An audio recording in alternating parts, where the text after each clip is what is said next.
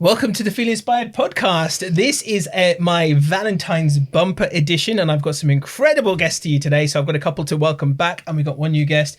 But you are in the room with four incredible experts. Outstanding experts would be a better word. So before I jump into that, just want to welcome you to 2025, and this will be episode 75 of the Feel Inspired podcast. If you like what you see, make sure you subscribe to the channel, and of course, follow me on YouTube and all my socials as well. Today, we're going to be talking and tackling everything to do with dating and relationships, how to find and keep your forever person, especially in this modern world where we have to navigate so many different challenges, whether it be the apps, whether it be social media, the abundance of information there out there telling you various things, contradicting things sometimes as well, and figuring out and sifting out the good stuff and the bad and what will be pertinent to you. So without further ado, before we do anything else, I have a tradition. I think I didn't get a chance to do this last time because I didn't have them on me. Yes. So these are the Spark Conversations cards that I created, perfect for dating. So if you want to get a hold of these, you can find them at sparkconversations.shop. So these are the dating aid that I created. So Manj, you can go first. Right. Very so nice. Tell me when to stop. Stop. Alrighty. Your question is, this is a good question. Name a trait you inherited from both your mum and your dad. From my dad, I inherited entrepreneurialism. And from my mum, I think she's got really good gut instinct for things. And she just knows. Does that mean you're good at reading people as well, perhaps? Not necessarily. I feel like when it comes to making decisions, I have this thing inside me where I just know, and I know my mum has that for sure. Nice. But she'll be inching around it for a while, but I know she's got that. I love it. Yeah. And we were talking about the entrepreneurialism thing as well, because our parents obviously coming from East Africa, migrating to the UK and having to be part of that generation that came and established their businesses. So I assume, did your parents have a business or did they? Yeah, my dad worked for himself for most of his life, came over here, set things up for the rest of his family. He was one of 6 siblings, or maybe 7, I'm not sure off the top of my head. And he came here when he was young. He bought a shop, started that all off, and then the rest of them kind of built on top of that. He then went into franchises, had a travel agency, collected Sikh art, Sikh coins, done very interesting things over a number of years. And so actually it's been kind of like trying to emulate that in many ways in my own life. And it is, I think, something that he's just had, like he was born with, kind of spirit thing. Nice. I like it. Okay, Gurj, your turn. So just say stop. Alrighty, your one. Oh, sorry, hang on a minute. That was the same one. Let's take it out so that it's not the same question. Stop. Oh, hang on a minute. Wait. I've got to do it one more time now. Right, here we go. Stop. All right, cool. All right, perfect. If you were a star, planet, or constellation, which one would you be, or why? And why, should I say? Oh. Say Venus. Doesn't that seem so obvious? Nice, good choice. Actually, good choice. I like it. So, really quick intro about each of you as well. If you want to just tell the world who you are. I know you've been on the Feel Inspired podcast, but good you haven't. So we'll go to Gurj first. Tell everyone who you are, a little bit about what you do and your area of expertise. Oh, well, thank you for having me on. I'm Gurjit Rana. I'm the marriage expert. I help couples that are either make or break situations or that want to go from good to greatness. So effectively, I'm a relationship coach, but specialise in marriages. Nice. And Manj? Yeah, thank you for having me again. My name is Manj. I'm a dating and transformation coach. I work with 3 things primarily. I help people make high quality introductions through my dating service called Nova. I help people break their patterns in dating or in their career. And I also help people navigate modern dating with kind of tips and tricks that will help you get through that minefield of being in the 21st century with too much information, apps, not knowing what to do. So that's me in a nutshell. So Rupin, in a nutshell, tell everyone kind of your niche when it comes to dating.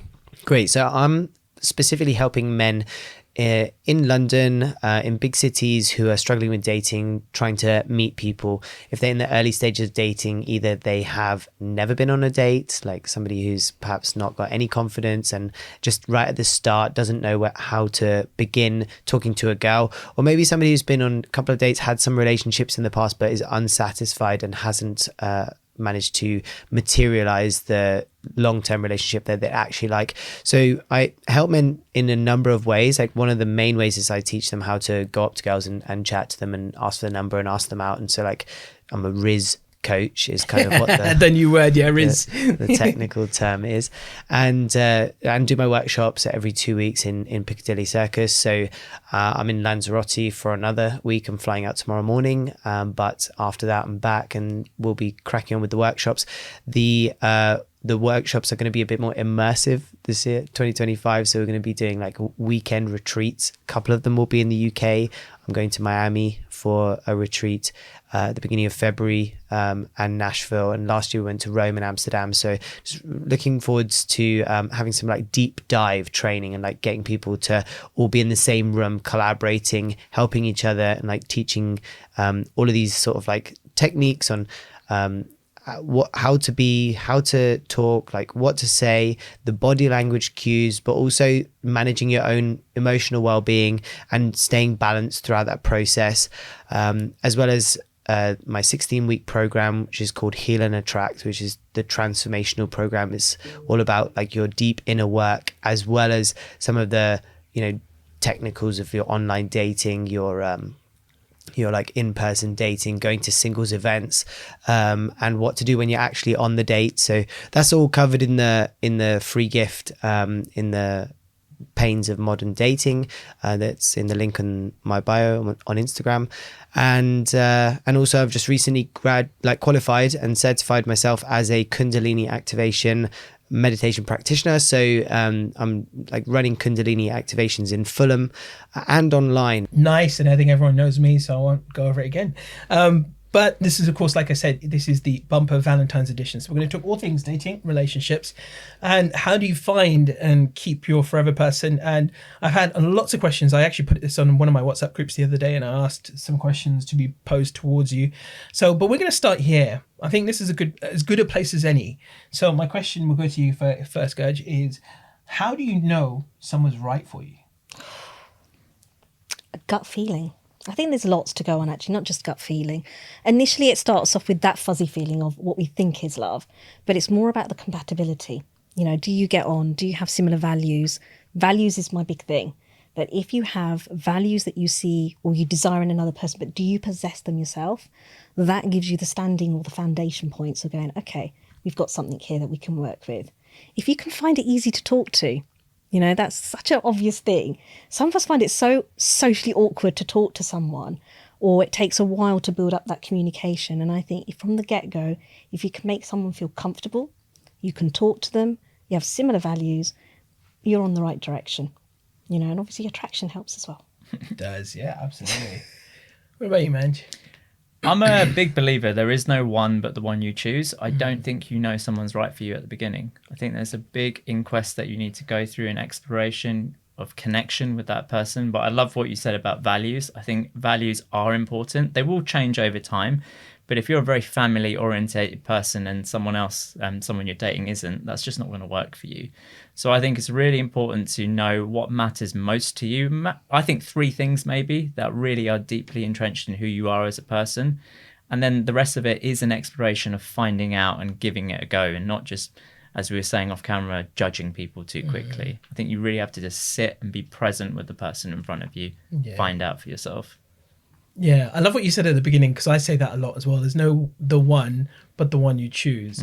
And I like, I'm going to go slightly, in a very slightly different way. I don't think you ever know if someone's right for you, because you could be with someone for 10 years, but ultimately people change. Yeah. And we are dynamic, evolving beings constantly.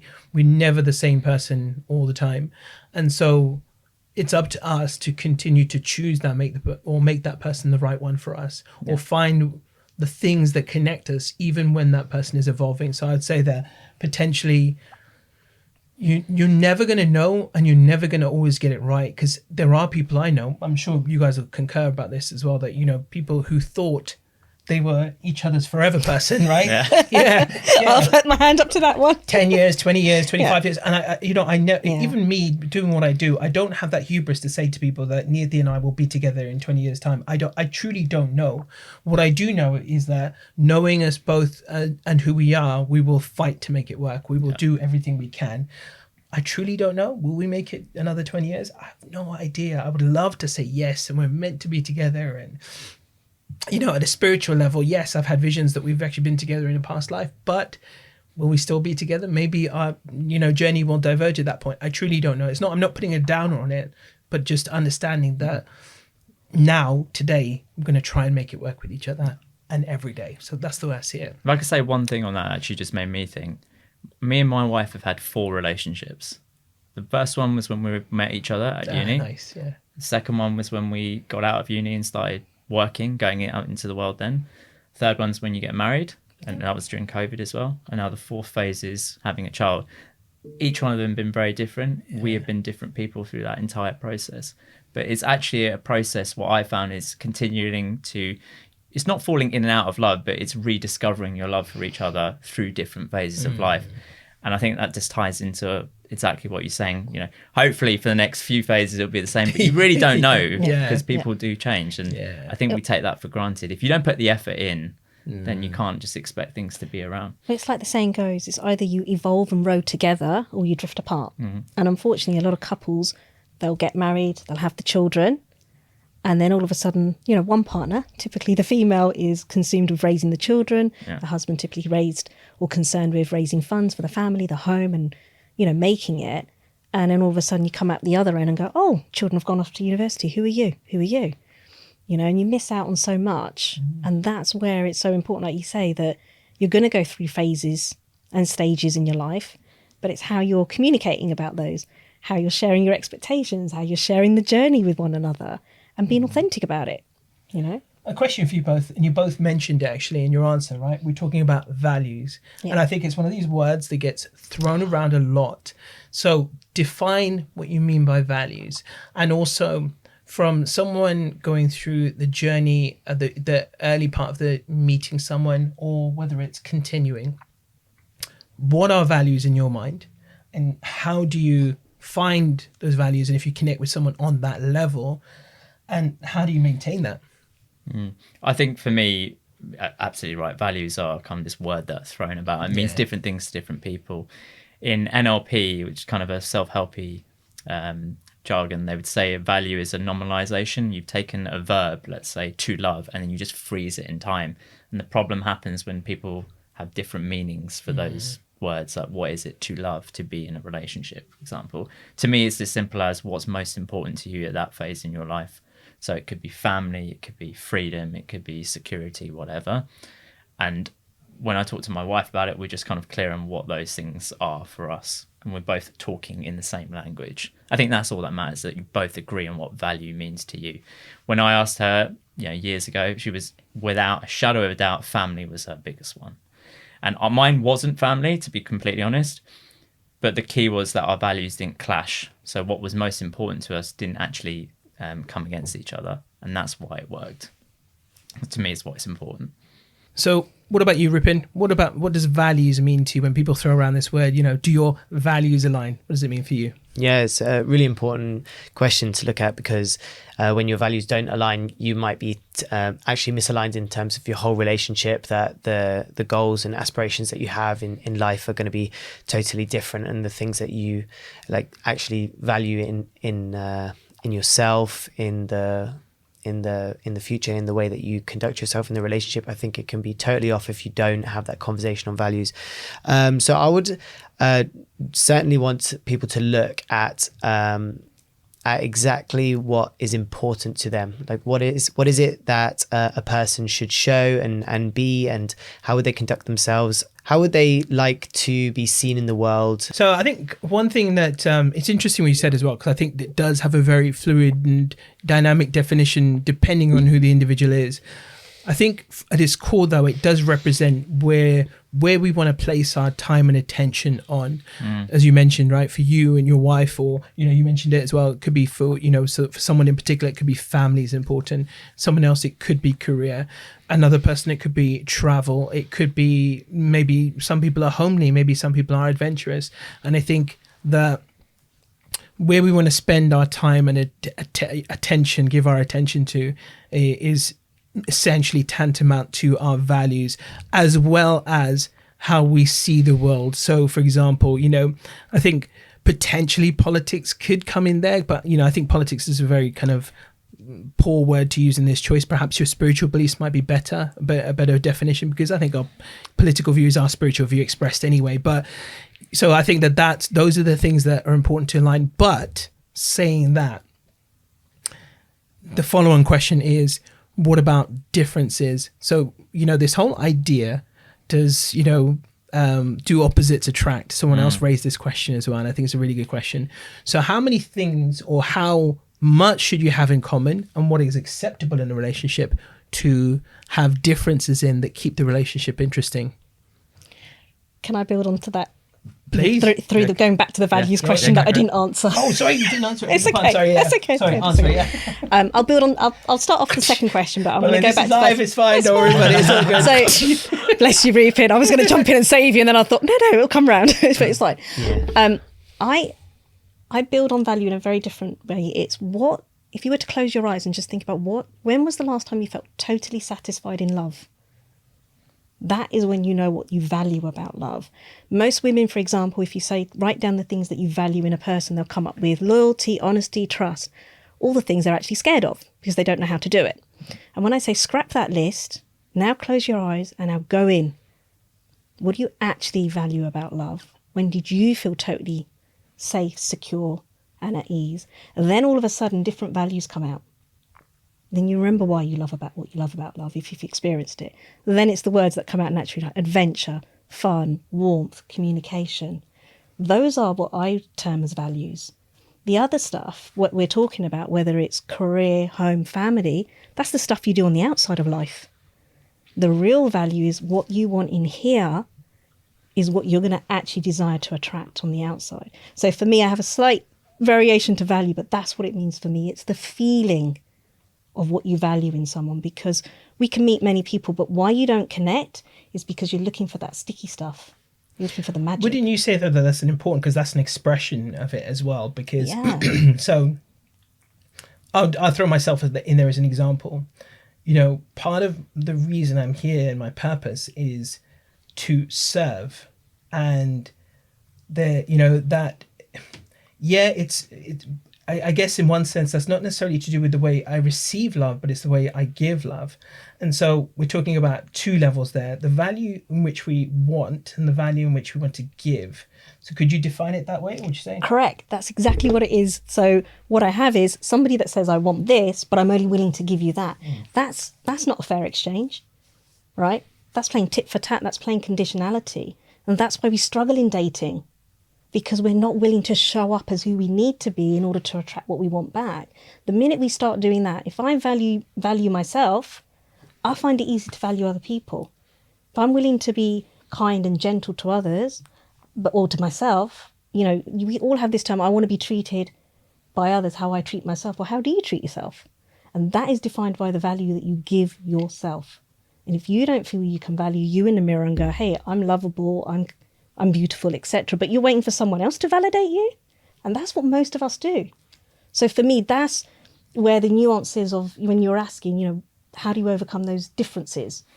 The differences are easy to overcome when you understand your worth and what you're looking for in another person. Then having, 30, 40 things that are in common and having 60 or more that are different, or let's say the classic, he loves sport, I hate sport, or he watches the football on Sundays and I hate it. It's a lot more easy to tolerate, because you have an understanding of what you actually value about them. So what you were saying, Manj, what they bring to the table. That's my kind of approach to it. But I'd love to throw it out there. How much of a difference should we have? Yeah, that's a good question. So before I answer that, though, let's go to Rupin to go back to the original question of, okay, so how would you define values? Yeah. And then when you're searching for that in the person, someone you're meeting and stuff, how do you discover an alignment in values? Yeah, good. It seems like there's so many different brackets to values that we have to really maybe separate it into the superficial stuff. Like, what do you value in terms of doing on the weekend? What would you enjoy? Would you like to go for a beach holiday or a city break, or skiing? Maybe that's really important to figure out. And then there's much deeper values as well that we should absolutely look at, and career aspirations, the where you'd like to live and settle, how many children you want, whether you want to get married or not. And so those deeper things are like very separate. They're almost like two separate conversations that you can define values in two different ways. And then I think what Gurj is really eloquently saying is that, and I'm hearing and receiving from you, is about the inner values that you have within yourself, and that you can communicate, I guess, to the universe, like to your dating world, exactly what it is that you want by knowing who you are and realizing what your deeper values are, and then pursuing those, actually making them a part of your everyday existence and concentrating your efforts so that you live your life by your values rather than saying one thing, living another, or being in free for all and not really having any idea of what you find important, what's significant to you, and where you would where your lines are. I think that's always valuable to know where you draw the line on everything, and that if you can draw your own lines, that's a really good place to start. You know, if you're able to set boundaries for yourself, start to define your own day, your own week, your own year. We're on January 7th today. January 7th today. So new year, you know, new January. The planets are aligning on the 25th of January. 5 of the planets are aligning. Once every 600 years that happens. So it's like this really big sort of reset that's happening cosmically, and we take the year very seriously. And I hope everybody's going to be looking forwards to setting some new resolutions and setting some new targets and goals. But really that comes down to discipline with yourself and being strict with yourself. But, setting yourself manageable and achievable targets and goals so that you can live by your values, so that you can live within the safety and the comfort of exactly who you want to be, and slowly progressing towards becoming more and more like who you'd like to be. Nice. I like it. I didn't actually know about the planet alignment as well. It's I'm good to usually know, mate. I'm usually like the first to know about these things. Oh, so yeah. it's quite. I've been staring at the planets all for the last 2 weeks. Yeah, I've been seeing the moon and Venus the other day was just Yeah. phenomenal. Yeah. I love that. I love stargazing. I once spent the whole night on my car stargazing. Nice. Yeah, it was in Wales, just you know, and where there's no streetlights, nothing, and I just literally slept out on the hood of my car. I loved it. Wow. Yeah, I've just come back from Lanzarote this morning in a small surfer village called Famara in the north of the island, and there's no light pollution at all. So you can see all of them. That Mars is there, Jupiter. Yeah. Wow. You can't see Neptune, it's a bit too far, although it is in the alignment, Venus, and Pluto's there, but it's kind of out of the horizon. Yeah. Yeah. Nice. I like it as well. There you go, ladies. By the way, Rupin's still single, so if you're into astronomy and stargazing, Maybe the planets are all yeah, literally. Yeah. So I had an interesting question come in on my WhatsApp group. If I can get my words out, a WhatsApp group the other day. It was a very well articulated question, and a very important and pertinent question as well. So it was from someone, and they were essentially asking the question regarding red flags, and how do you navigate a situation where everyone's coming to dating with their best foot forward first, and then she mentioned that the person that she's been seeing is now a very different person to the one that she initially met. So how can we better interpret the signals from people that we meet to make sure that, for want of a better phrase, our values are in alignment, but also as well, they are who they say they are? Because the other word I wanted to kind of define today was, are they authentic? But again, we'll get to that. We'll get to that definition. In fact, add it in actually. So how do you know someone is being their authentic self when you meet them? Because we all have nerves in the beginning. We all have, to a level, a facade that we put up, or being on our best behavior.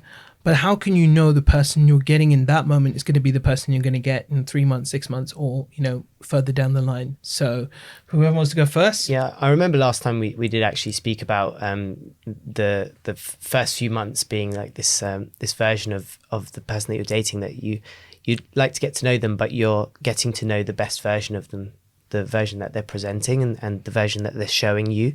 And recently I've come across some bits of information about how women actually test men in the early stages of dating. And I was speaking to a lady who was asking me questions about her dating, and I was asking her whether she was always on time for her dates. She was like, I'm always on time. Like, I never am late. And it's one of those like tests that a lot of women do to men to see whether they are capable of managing their emotions and staying calm when late, when their date is late. And so I don't really encourage my clients to test people to test their dates, but it's something that shows up once or twice or maybe a number of times throughout the early stages of a relationship where the strain is there in the moment, and you might get to see glimpses of their character. And I think the key thing, Amit, is just to actually pay attention and to not be too like glazed over with like rose tinted glasses, to kind of pretending. Often, especially if somebody's been lonely for a while and that they've been waiting for the relationship and finally they found them, like that, I've finally found the one, you're going to overlook as much as you possibly can to maintain that connection and keep that relationship going, even though there is clear signs of, disrespect or dissent or something that's clearly an issue, a red flag behavior that you normally wouldn't tolerate, but they're just really pretty, or exactly the girl that you wanted, or you've been waiting for ages, you've been single for a while and all your friends are married. It's like, actually you got to listen, you got to look inwards, start to get in tune with your own feelings, understanding. Like, I'm doing a lot of meditation recently, kind of like focusing on that as like a major part of my coaching business, because I want the guys that I'm helping to really be in tune with their feelings and start to receive those messages from their inner knowing to say, actually, like, something's definitely up, something's wrong here. So I always lean towards observation and want my students and clients and anybody in the audience to like just stay observant and to pay attention and give it time. And like we said last time, not to jump in too early. Definitely don't like commit to the relationship until you actually know the person beyond those 12 weeks, 3 months, that sort of time frame where you really get to see the cracks in the relationship. And that's my thoughts on that. Cool. I think you can ease the pressure on trying to figure out whether someone's authentic at the start, because the smartest, most manipulative men or women will just pull the wool over you. They know how to do that. They do it time and time again. So the best way for me is you trust your gut instinct. I think especially a lot of women I work with have really good gut instinct for when something's slightly off, but they may have been told over a number of years that they're wrong or they're always doing something, and then they're fighting that. It's not necessarily saying you have to act on it, but listen to it.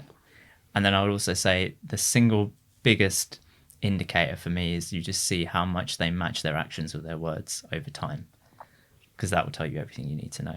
Yeah. Bonus points if you can get them to hang out with your friends or anyone else. If you get them in another scenario. That's a good one. That's the simplest, because if you see them being a little bit different there, you already know you've got multiple personalities.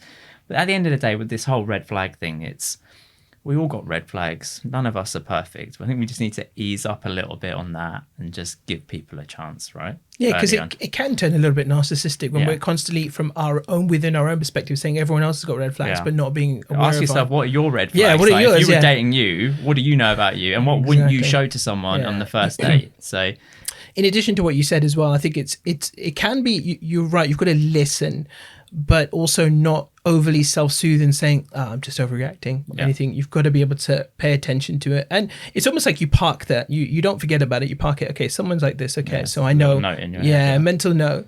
And then, but it's, for me, the classic when it comes to the female perspective, and I say this all the time, is that women are listening to his words, not his actions. And it's like that example 100%. I gave of my wife when she said to me, my ears are broken. I was like, damn, girl, you go, girl. That is the way to do it. Your ladies, your ears need to break. And you just have to listen to his actions, not his words. Just ignore what he says. You have to listen to his words. Sorry, carry on. No, I was going to say exactly the same thing. I don't like using the word red flags. I don't use any social media jargon because that's where it's come from. It's not the real world. But if I have to, I think the best quote I'd ever come across was something that said, I didn't ignore the red flags because I didn't even know this was a red flag. And if I'd known it was, do you think I would have put up with it? So I think there's that. It's not that you ignored it. You didn't even know that it was a thing, as in whatever the challenge is. So that's the first thing. And I do think you're right that somewhere, the behavior will be incongruent to their words, incongruent to their actions. and you just have to give it time. And most people will show it to you very quickly. You only have to wait 24 hours, believe it or not, in dates. You don't have to wait 12 weeks. But, if you are in that committed relationship and you want it to progress, you'll see that person showing up.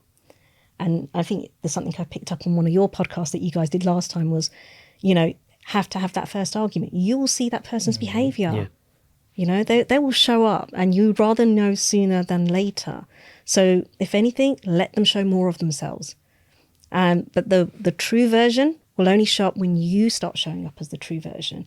The more relaxed and authentic you are with you and how you bring yourself. Because let's face it, even us ladies do it. We like to play the impressive game of, people pleasing or trying to do it their way, but really we're trying to do it our way, but we like to sugarcoat it. Let's be honest. So we do have our own red flags, to your very point. Who points out ours? So when we can actually get real of what we don't like in someone, I always say, please be constructive. Help someone. How many men and women that I come across that get defensive, and there's no need for it. I would rather, if I could go back to my 20s and someone told me what I was like, they probably would have helped me if I was open to it. And that's the advice I would give to people now, that, don't just end a relationship and call them whatever. Actually take the time to find out, okay, what is it about me that really didn't work for you? And then you have a choice. Do I want to work on it? Or is that a them thing or a me thing? That is the real red flag that you ignore, is when you don't take the time to figure out, okay, why do I keep attracting this? Or even why is this a thing in my life? Yeah, I talk about this quite a lot as well, that you don't realise that we're often attracting the broken parts of ourselves. We just don't realise it. This is why avoidance will attract anxious attached. This is why anxious will attract avoidance. We're all looking for some kind of healing in some form or fashion. So we're often bringing in the thing that we need to heal the most a lot of the time. Not always, but a lot of the time. And so we have to take a look at those things and what we're bringing to our existence. And the clues are the patterns. The patterns we're seeing via the people that we keep meeting as well. I keep saying that to people, that, if you're attracting it, you have a particular pattern, that it's a particular kind of person that's coming in front of you all the time. Then a lot of the times, actually, it's something within you. If you're not able to address that, then you're fated to repeat it until you can acknowledge, like you said, right? Acknowledge it and realize, I've got a choice. Do I work on it myself, or do I just, it's not me. It's always the other person, right? So, exactly. Yeah. So cool. I love it. Great answers so far, by the way. Love it. Absolutely love it. So we touched on it just then as well. Social media. And we all have, I think this is where we could potentially all disagree, I think. So we know that social media has the potential to harm relationships. I think in some ways it can do good, but I think generally speaking, potentially it's more going to cause harm than good, because there is a propensity, for example, to look at social media in terms of other relationships, what's happening in someone else's life, and then idealize that or think the grass is greener, and nowhere else is that more true than relationships. Well, look at what they're doing as a couple. We should be doing that. It's that kind of thing that can transpire in relationships. But saying that, my question is, can couples have a healthy relationship with social media, or do you think ultimately it's going to do more harm than good? I think, speaking as a married person, you can have a healthy relationship with social media. My personal opinion is that you need to unfollow as many accounts as possible and choose 3 to 5 people in any niche that you think, all right, I trust them. And that's from an information standpoint. Like, I know that these accounts are good, and then just mute the rest, right? Cut out the noise. When it comes to looking at other people, other couples, have to remember it is always a snapshot in time that you are seeing. And what's like you were saying earlier, you're seeing the best of what people want to show. No one's posting, here I am crying because my husband abused me, right? It's always the very best of things. And you never have full context when you're looking on social media. So it's just both of you being incredibly aware that it's not a depiction of reality. It's just what people want to show you. And if you're both on the same page with that, I think absolutely you can have a really good relationship with it, because there are a lot of things that come your way that are positive. You see these, my wife's sending me every day something about babies, around how to help the relationship, how you have to remind yourself about this is a phase, right? Or that the baby's the enemy, not you. Oh my God, baby, the enemy. You're a team, the baby's the enemy. Yeah. It's not Squid Games, you know. He's right though, because we had that with our dog as well. We did exactly the same There are thing. times you find yourself looking at each other and being like, why didn't you change that nappy? And it's like, this baby has caused chaos. But it can bring you together with these funny memes that come out with it. Or you can look at the other side of it and you see these perfect couples who say, oh, this is the best time of our lives. It's all how you choose to interact with the social media, I think. Before we go into the other two, right? So yeah, I agree with you as well. We do, we have Monty's TikTok account that my wife tends to manage more than I do, but it's one way that we bond on social media and stuff. And she's asking me, how do I do this? How do I do that? Or, what shall I put on of Monty today? I need some content. Let's make some content. Let's make something happen. I don't know, make Monty laugh, tickle him, whatever. I don't know. So in that sense, it can bring us both together.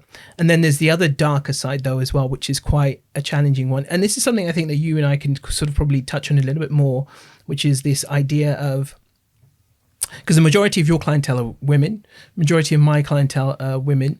And, Nidhi is completely secure in herself, safe within herself, that, she's never ever questioned who I'm talking to, what I'm doing or anything like that. And, it's a beautiful part of our relationship.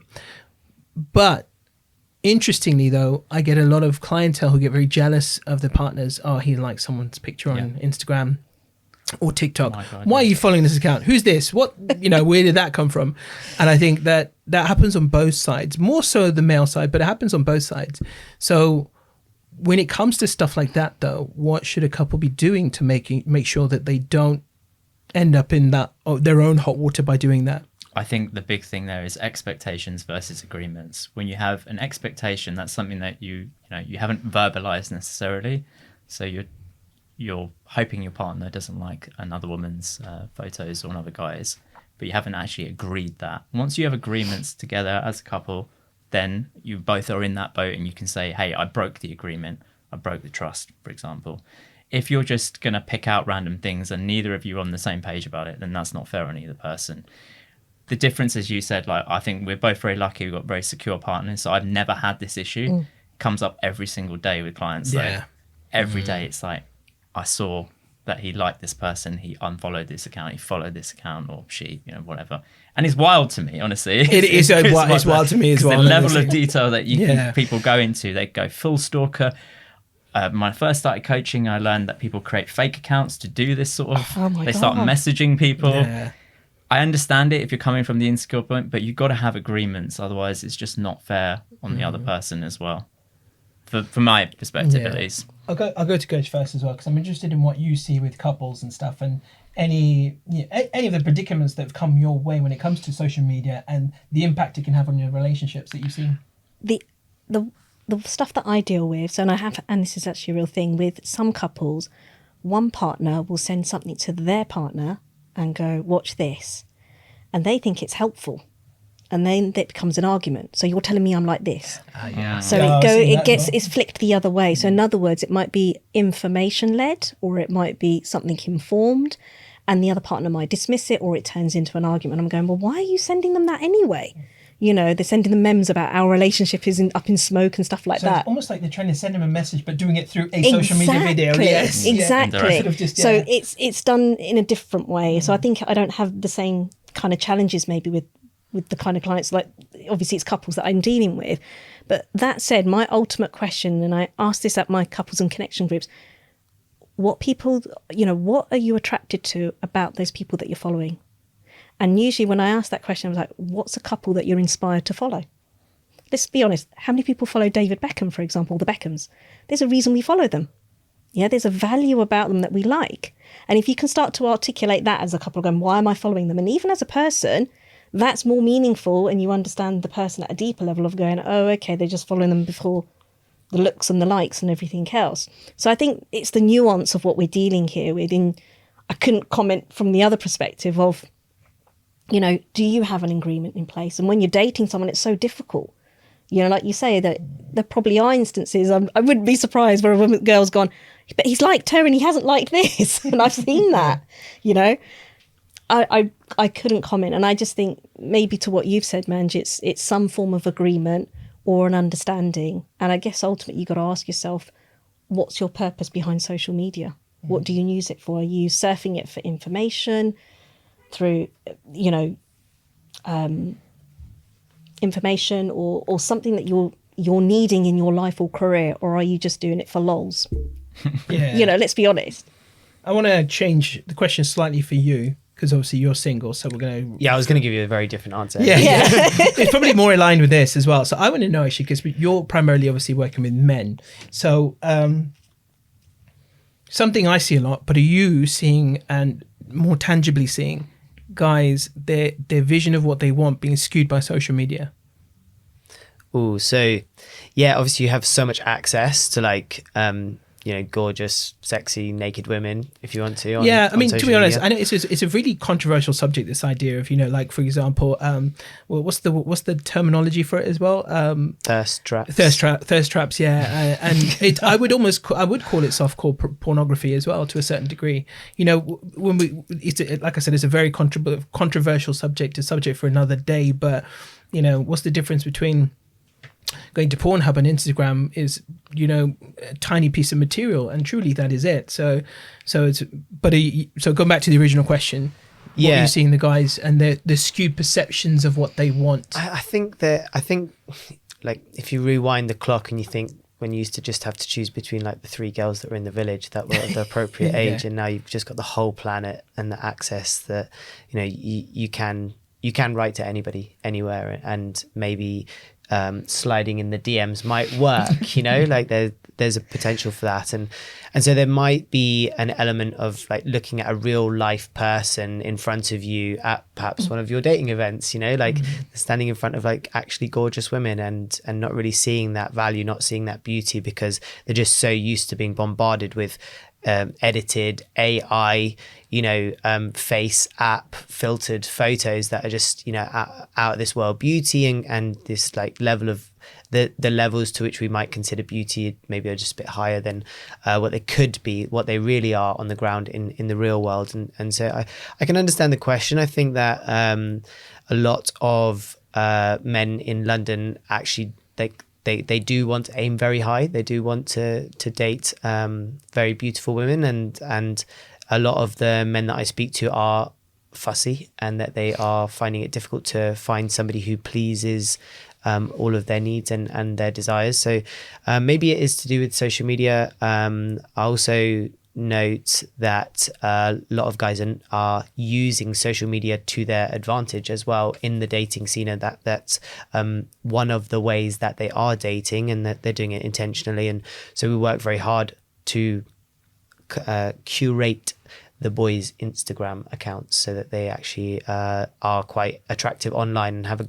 a great social fingerprint that women will be able to find them, check them out, and also share their Instagram when they're doing, like last time we were talking about cold approach, meeting girls in the streets and going up to somebody, and quite often that leads to an Instagram exchange.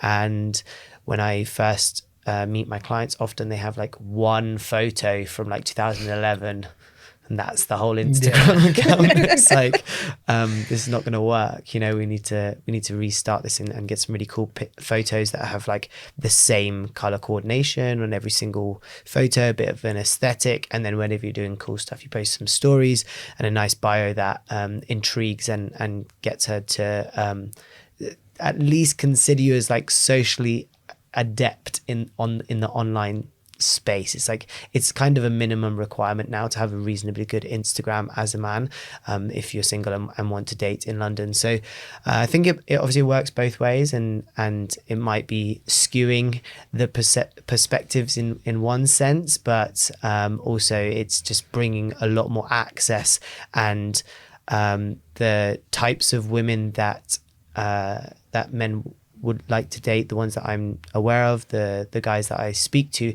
the types of women that they would like to date, they actually have access to them now. It's like, it is a unique time, and in many ways that's a beautiful experience to be able to just like scroll and write to somebody that you like, and maybe they're going to write you back, and maybe you can meet them. It's like, it's kind of like it's a new concept, a new frontier of dating. Yeah, I like that because you put that positive spin on it as well, and there can be some good things there, and that's one of them. I had someone just today posted his profile on the WhatsApp group, and his picture for anyone not listening to this and visually, this is his profile picture. Oh my goodness. And I just took the moment to message him and say, dude, please. And he's posted that a few times. I was like, please change your profile picture. No one is going to respond to you without a smile, any sort of,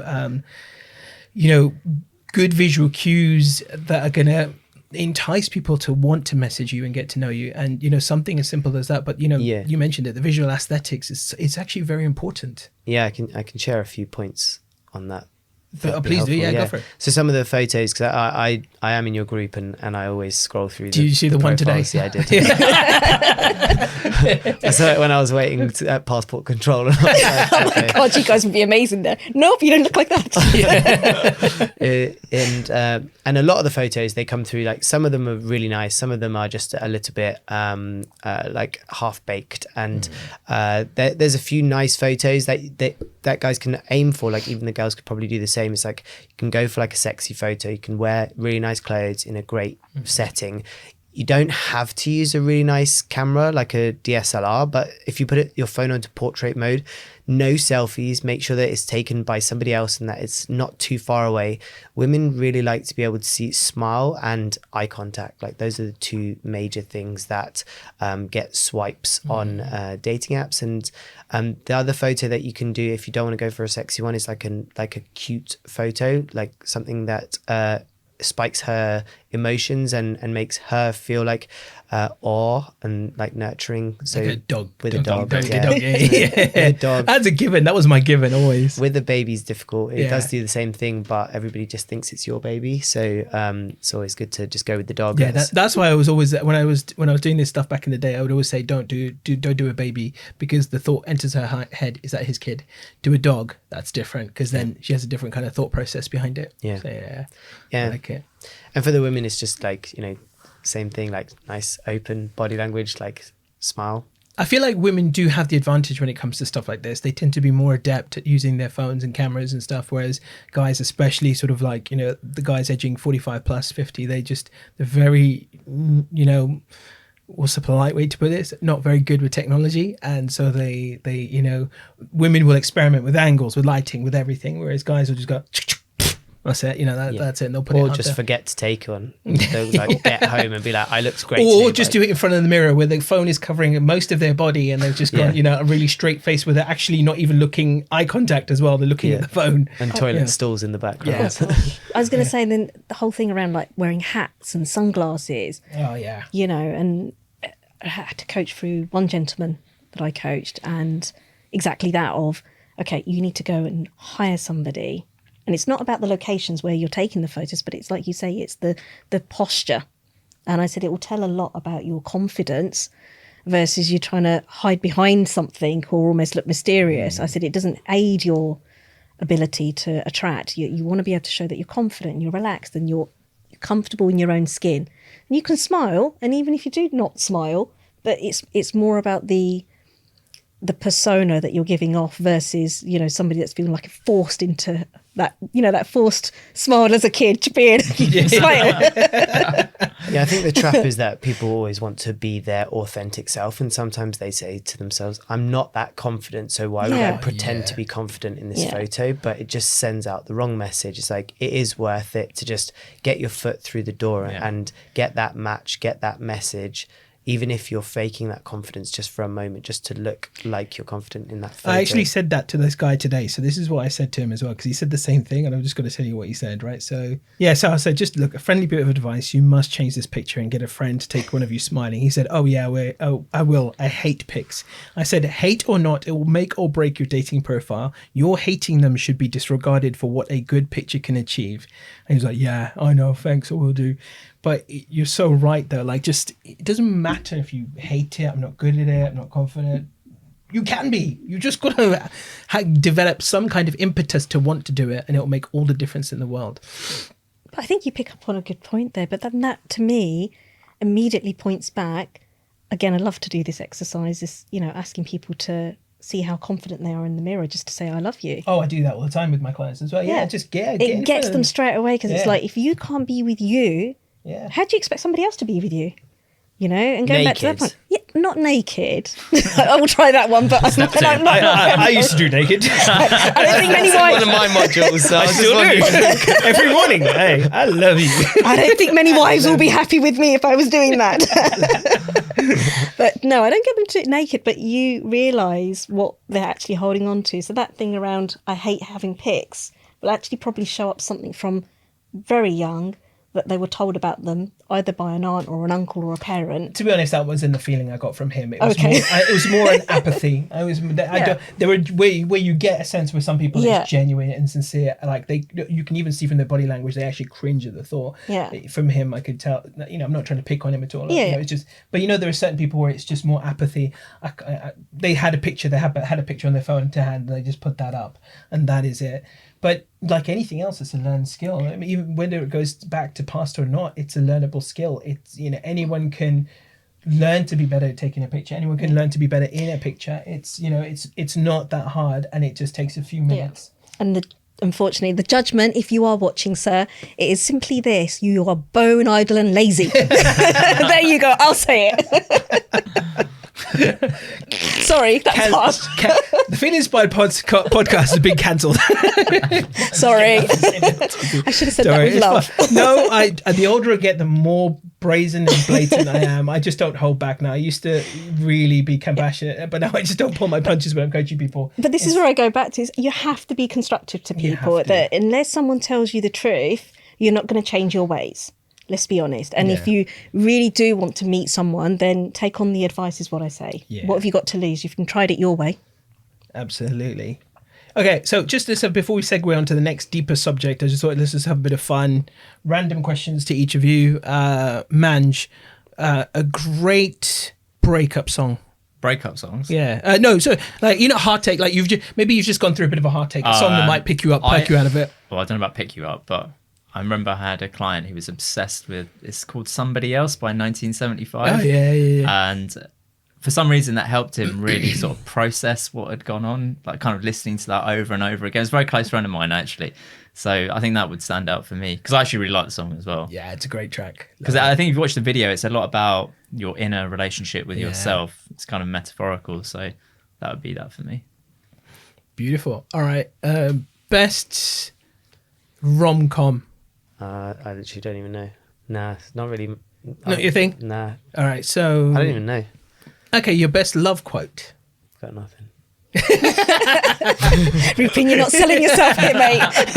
We're trying to help you here. Sentimental at all. Oh, nothing. He's the modern man. They don't do it. Yeah. Exactly. Rom-coms. I don't even know. Like, what's a popular rom-com Okay, right can I? now? All right, I got another one that's actually better for you. Okay, most cliche thing you've seen on a gent's profile. I mean, I find it quite impressive when I see dudes who've caught massive fishes, but like, Are we still on topic? Can I just... apparently they don't work. Like, girls are just not impressed by like people that can catch a massive fish, like holding this In the big UK? swordfish. Yeah. Does that happen in the UK? I thought that was more of a US thing. Yeah, that's probably a US thing. Okay, rom-com to you. I was gonna say, I just go for my fave, which is The Holiday. I know it's a bit Christmassy feel to okay. it, but there's just something about lightheartedness to The it. Holiday, is that the one with Queen Latifah? Or am I thinking of a different one? Jude Law. Jude Law, Jude Law. Oh, I'm not Kate sure. Winslet, Cameron Oh, I Diaz. don't Jack think Black. I've seen this one, And- actually. Is it- It's on Netflix now. Oh, is it? Oh, Every check it out. Christmas, it'll Yeah. be down your throat. I've forgotten his name, Jack. Jack Black. Jack Black, yeah. Thank you. For movie-wise, I would definitely say Love Actually. Yeah, I Yeah. like that. Gotta love a bit of Love Actually. Absolutely, I love that. And when I was walking through the shopping mall just now to the podcast studio, an old song came to me, like it was playing, in the mall, and it really triggered in me because I used to sing it at the top of my voice. I think it was Daniel Bedingfield. I can't remember the name of the song, but I'll have to remember it. But I thought that was a great love song. Like when you're in love with someone and they don't know, like unrequited love song. Is it If You're Not the One? Yeah, that's the one. That's it. That's a good one. Yeah, I love that song. I have to say, beautiful song. Okay, back to some more serious. Be serious, everyone. Gosh, this is. I'm still thinking about the fish. Right. So this is an interesting topic, and I think it's one we didn't sort of talk about last time, which was healing.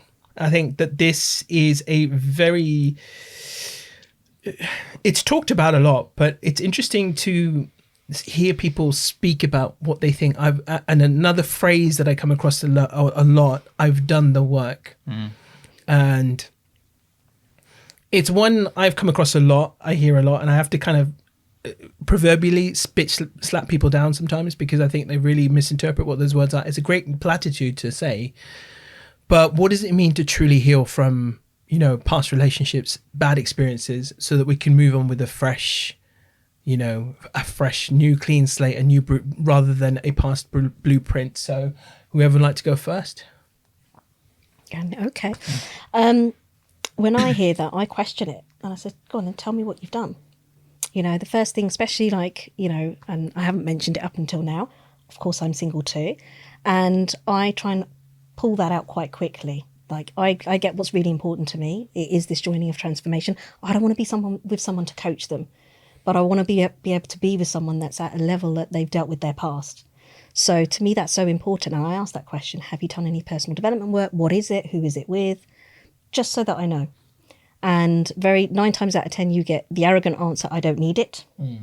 Or it's, I've done plenty for myself, thank you.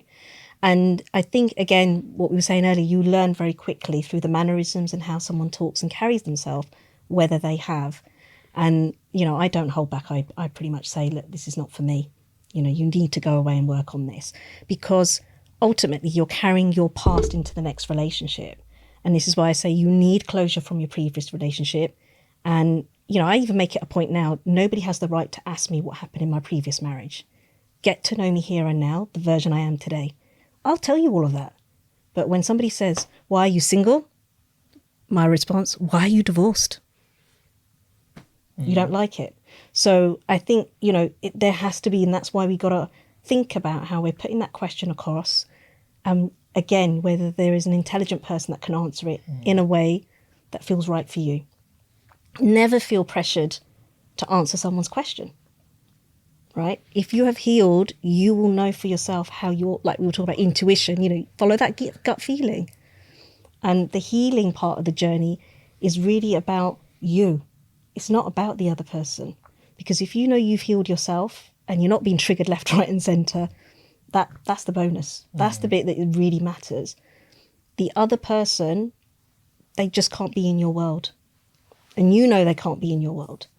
So when someone says, I've done the healing work, take the time to ask the questions. What have you done? How have you done it? And that's it. You're not necessarily needing to know the whole past. That will show up in the conversations. You mentioned it as well, didn't we? We were talking the other day. You talked about that. It is a bit of a pet peeve when people say, I find it's the very definition of hypocrisy. A single person asking a single person, why are you still single? Or why are you still single? For God's sake. It takes the level and the tonality of the conversation down to the gutter straight before you started. It's like, oh my God, where are you going with that? It's such a weird question to ask someone. Why are you brown? Why are you? That's tantamount to what it is. It's such a silly question. But yeah, no, I hear you in exactly what you're saying. I think I completely agree with that. What about you guys? I'm not a big fan of the word healing, personally. I think it implies that something is broken in you. I do think there are lessons that are learned. I do believe there are survival responses.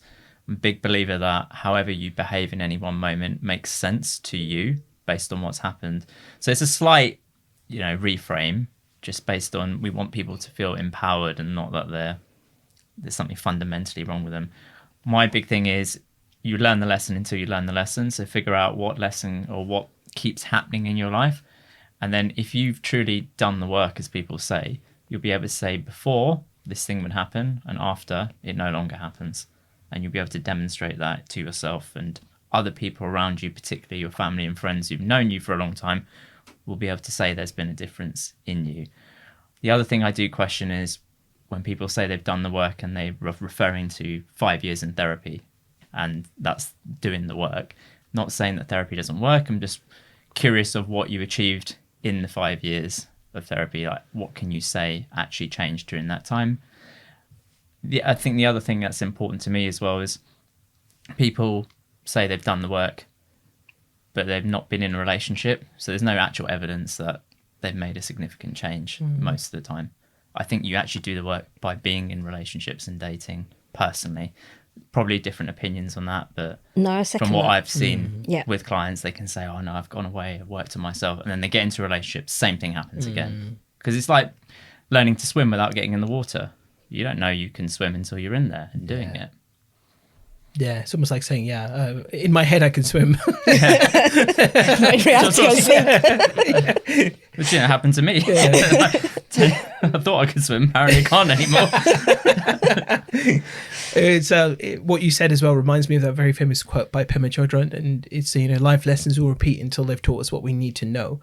And it's so true, isn't it, that again you will see the outcome whether you've genuinely healed or not, or healed, whatever terminology, lexicon you want to choose to use. But it's a very important, being able to be observant of that and being aware of, actually, am I still repeating the same patterns? Am I still getting the same outcomes? I would say it's hard not to use the word as well. Yeah, no, I still do it all the time.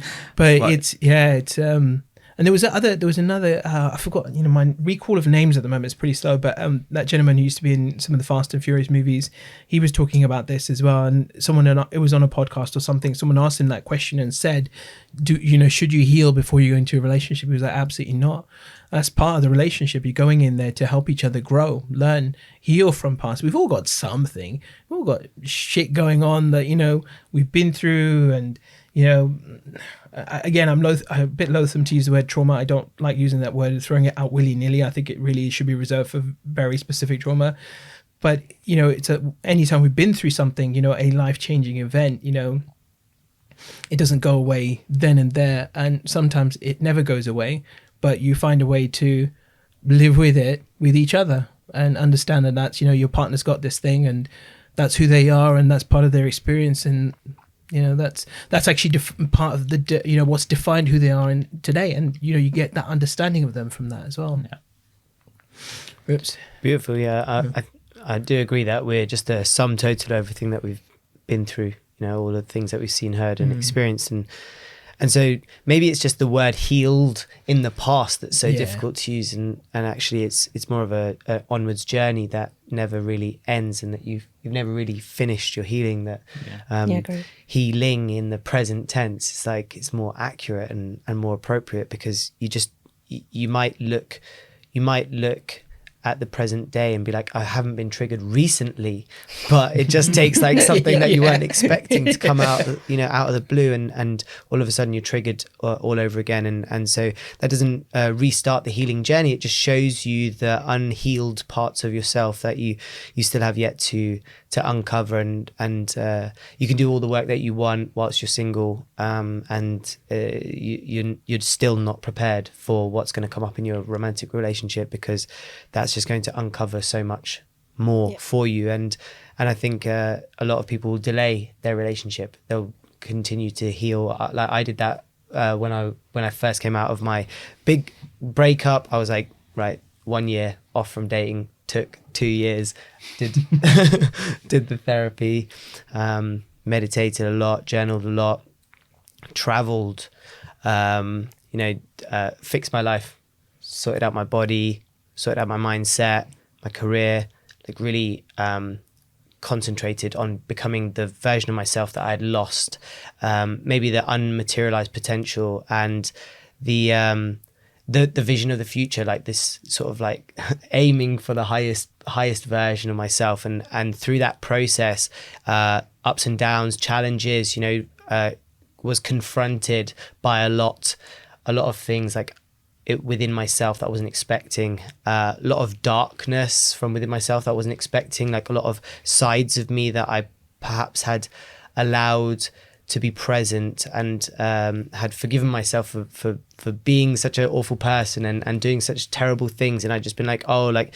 you know, there was a reason for it that day, or I was frustrated that day, or, you know, like there was so much on my mind. It's like, actually, no, like sometimes we can be better, and we can just confront those parts of ourselves and say, like, the next time something like this comes up for me, I'm going to manage my emotional well-being and my spiritual growth in a better way, so that I'm always going to be the best version of myself, and composed and healthy, and treat people the right way.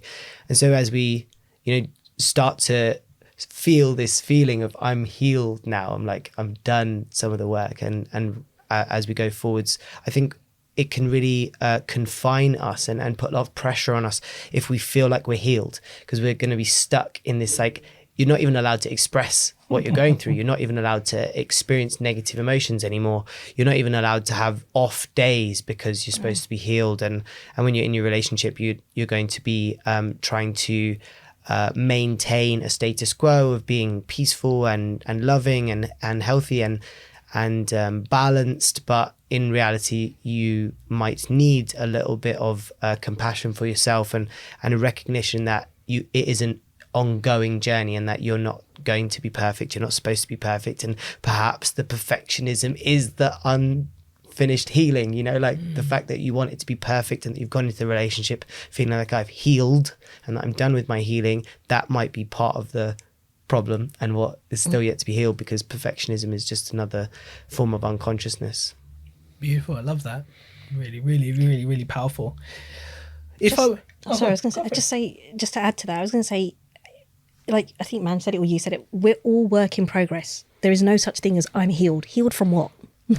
You went through an experience, the experience happened, and it's what you've created thereafter of the meaning and everything behind it. So we're ongoing work in progress.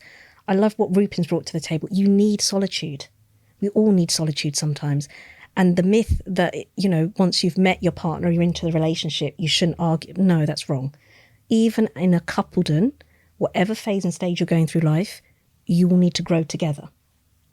Now, I would advise that these days it's nice to have a third person to support you on that. And that's what coaching or counselling or therapy is about. A third person isn't asking mum, sister or somebody else to be the referee in your marriage. So just to that point, when we say about are you healed, it's important, yes, that you do the inner work before you go into a relationship. But even if you're in the relationship, like you said, it's opportunities to grow and evolve. Yeah. So it doesn't stop because I've now met the one. It doesn't stop because we've now in our dream home. It hasn't stopped because we've now got children or now they've moved out or whatever.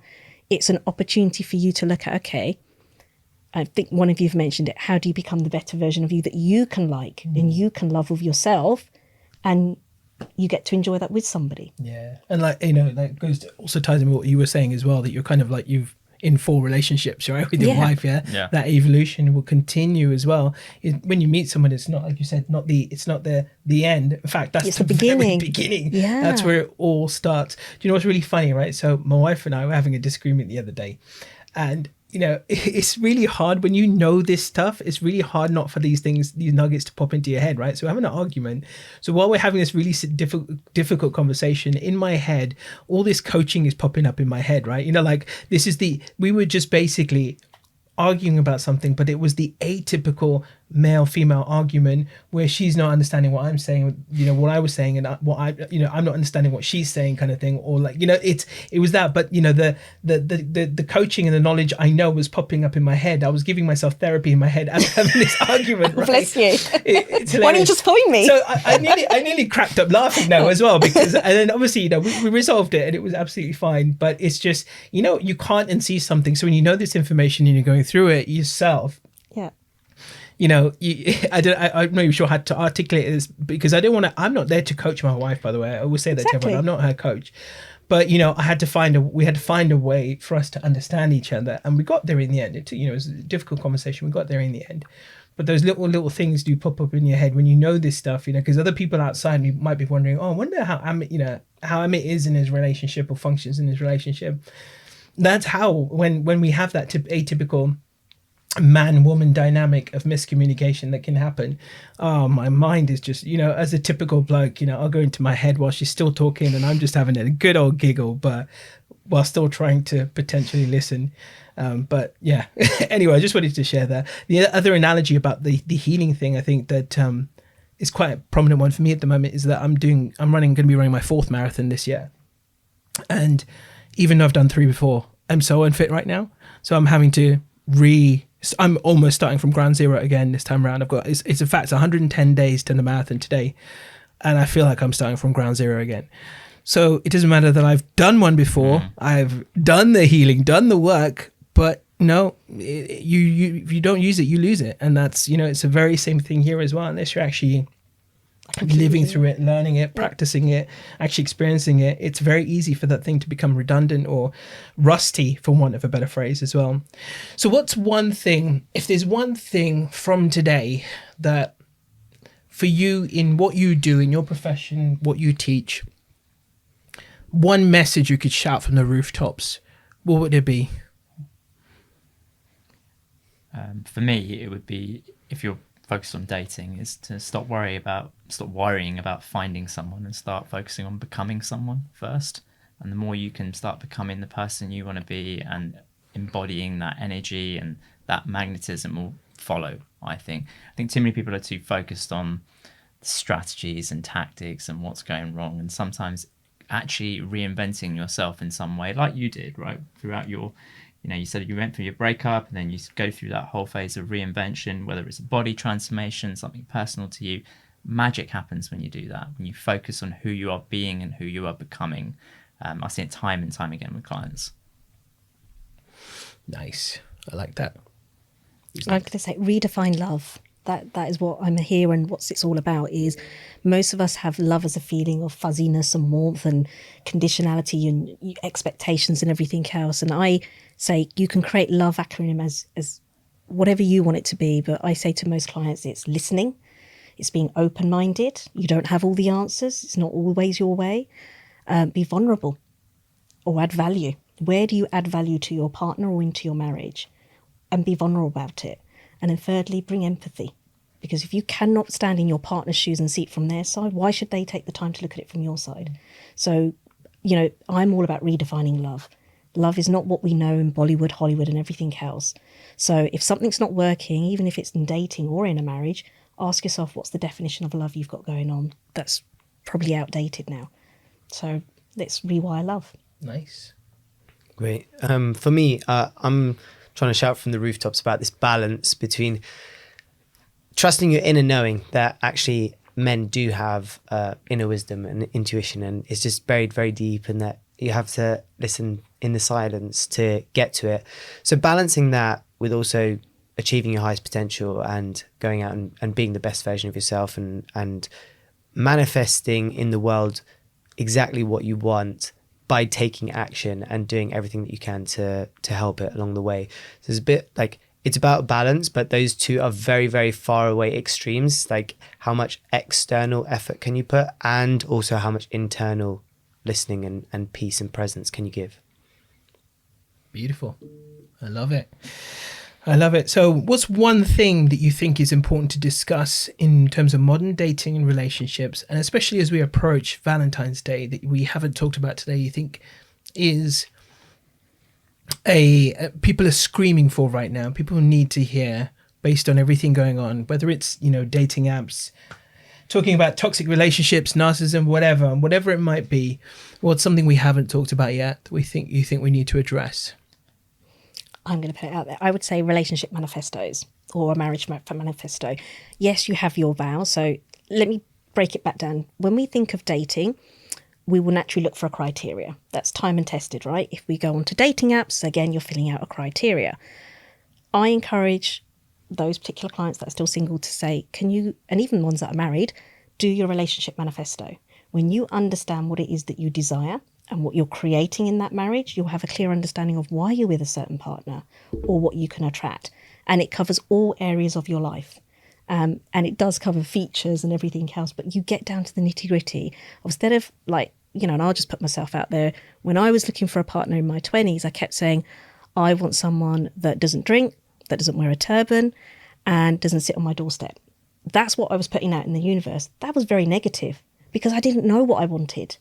Whereas if somebody had taken the time and took me the opposite way of those three things, it would have been a lot quicker for me to manifest a partner or my husband at the time, which happened, thereabout soon after. So relationship manifestos are there to support you.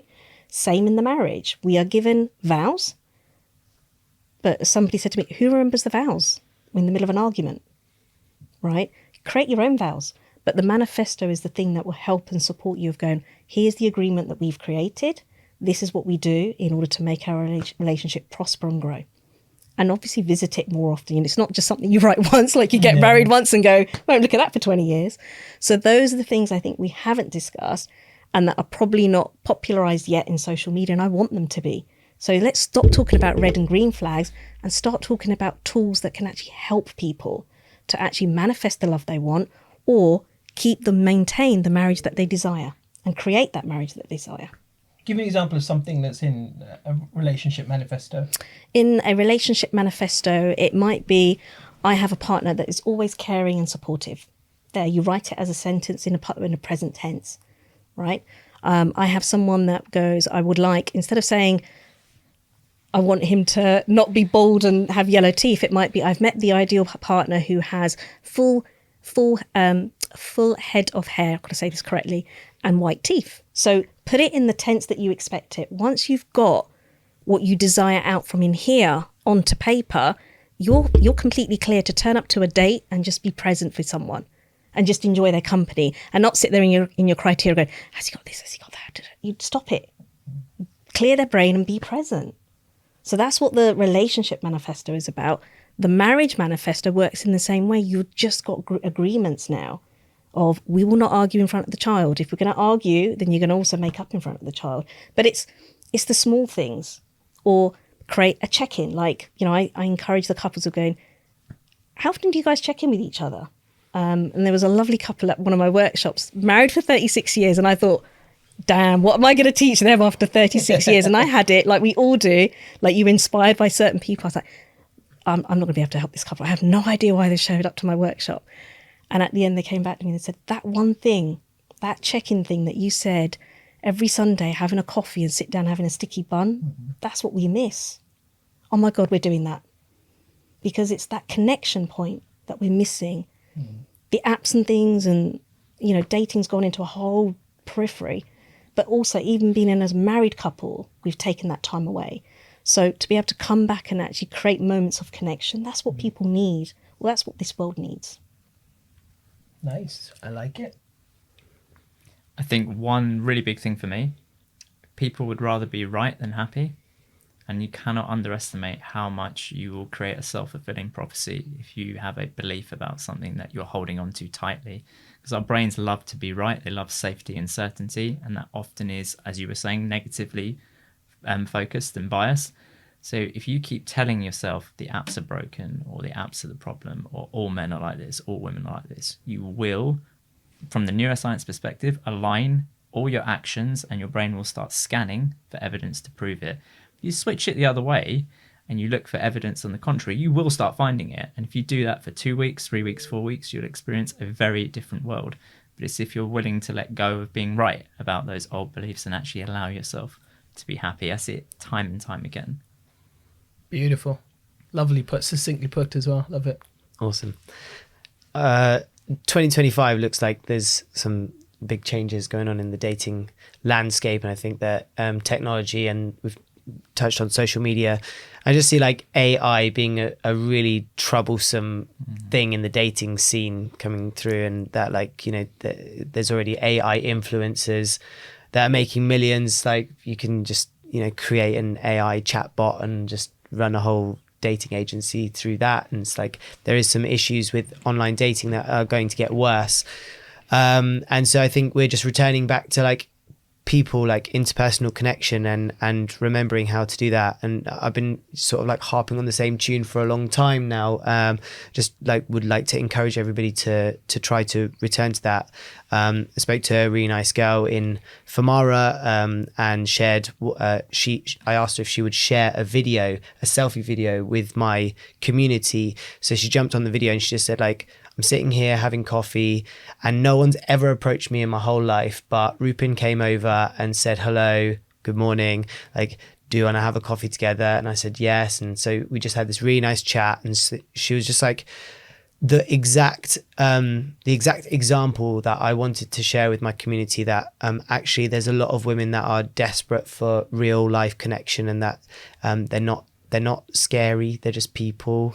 And in terms of like accelerating growth this year for a lot of men, like it's a great opportunity. We're at the beginning of the year, like immersing yourself, learning as much as you can, and not assuming that just doing the same thing that you've been doing for the last 15 years is suddenly going to bring you the results that you've been waiting for. Like, actually, maybe there's some things that you can learn.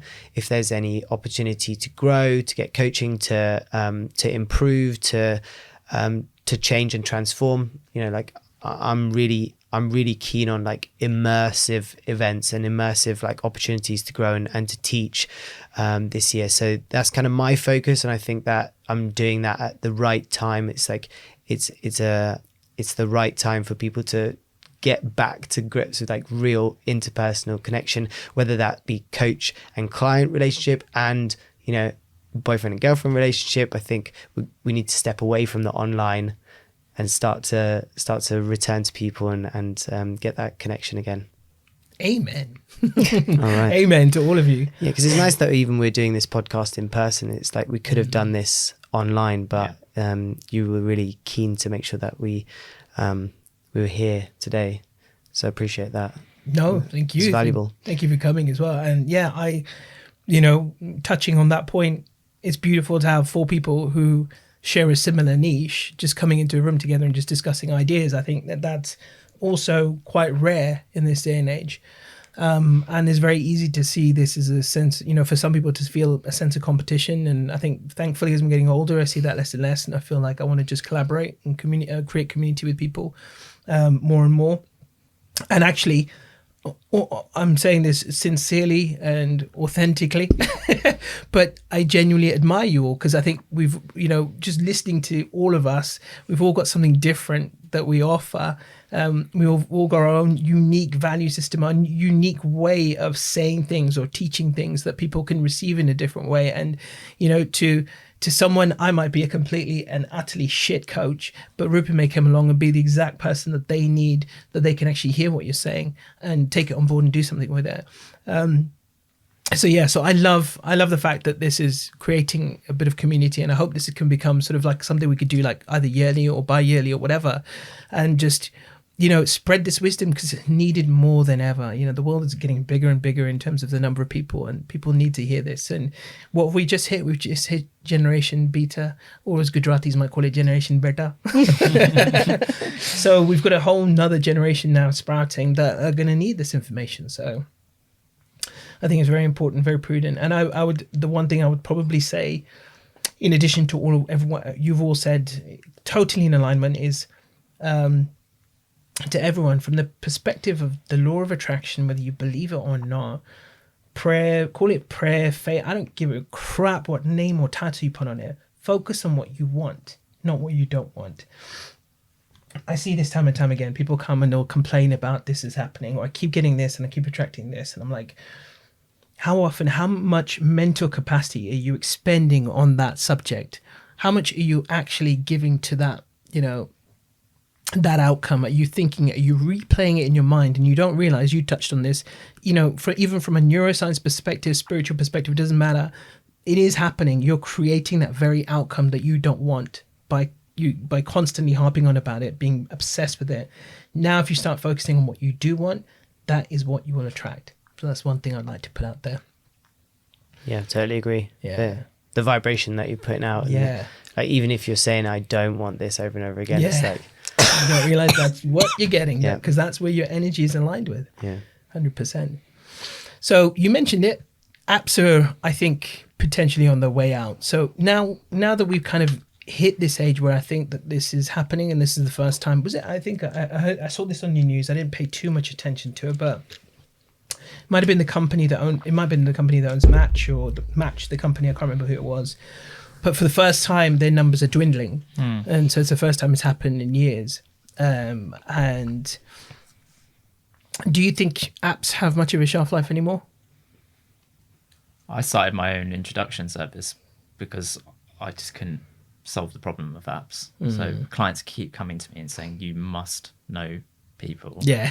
Right. And I don't want to go and sit and swipe. I know some people are very honest. They're like, I know that I swipe incorrectly.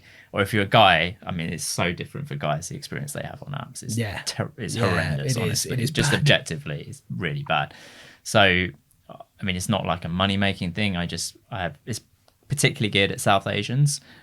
I just put people together if I can. And, you know, I also recommend like your events, for example. I've even sent a few people your way, I think, you know, guys, check out your profile for the approach stuff. There's something for everyone, but everything is gearing now towards in-person interactions, meetups, events, whatever it is. And the more we can make those accessible, and like how you do them, you know, you got your icebreakers, you get on stage, you do a really great job of that. You make people comfortable, so it's not like a speed dating event. I think that is the way forward, personally. Yeah. And it's good, but, you know, I just get nothing but compliments about it as well. People just love it. They love the format. They love the fact that puts them at ease, and then they don't feel the pressure. So one girl in particular, she said that to me the other day. She goes, the beautiful thing about your event, I forgot why I was there. And I was like, yes, that is exactly what I was trying to create. You forget that you're a singles event. You happen to just be an event with some great people, and they all just happen to be single, but don't go there for that reason. Just go to enjoy. So true. But I also think it comes back to that evolution that as we're becoming more educated, it's now naturally expected, because of the way coaching and personal development's evolving, that somebody wants someone that's gone and done a bit of work, or, you know, so I think come back to that word that I don't like, the expectations, or shall we say, you know, the bar has been raised. So you're right. I think it really makes dating on apps so much more difficult, and points back to what Rupin's saying of social interaction is definitely going to be needed, but maybe it needs to go one step further. And I hate to say it, whether it's like Hitched or something like that, you do need a coach that stands by you, like a wing woman or a wingman, to actually point out going, do you know that didn't even sound right? Because that's what I do with some people. I go, go back and read your messages. How's it coming across? How are you landing? And that's something I teach in the couples communication model of, you know, listen, language, look, and delivery. In the language. And I go, what does landing mean? I said, landing exactly how you're landing the message. Do you cause turbulence?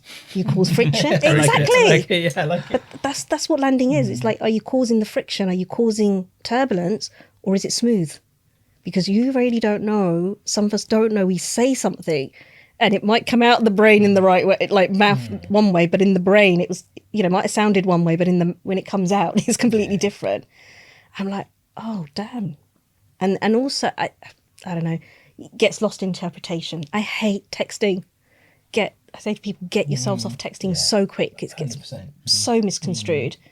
And the faster you get onto phone or into person, and that's where I think people now need help, because we've forgotten the way to really date. Yeah. I've got to say, just quickly, I've started doing texting reviews, like you were saying with the profiles, and I was shocked at some of the messages I'm seeing. Yeah. And I'm just like, and I've had to actually scale this up. And I didn't realise this was an issue. You just assume that people are, you know, putting their best foot forwards, but some of the one-liners, the misinterpretations, the jumping to conclusions, making meaning, assuming that's like the previous relationship, punctuation, thinking he's put an exclamation mark there, so he's angry at me.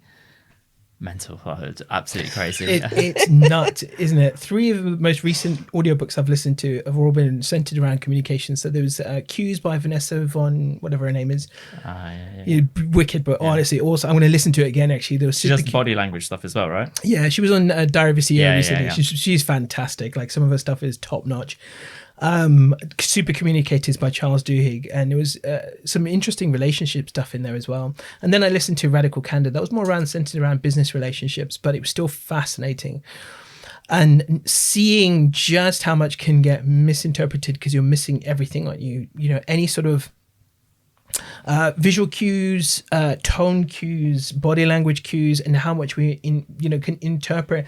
There was a thing, I don't know if any of you saw this, but Paul Brunson had Tara Swart on his podcast recently. She's the neuroscientist, and she was talking about this, that men can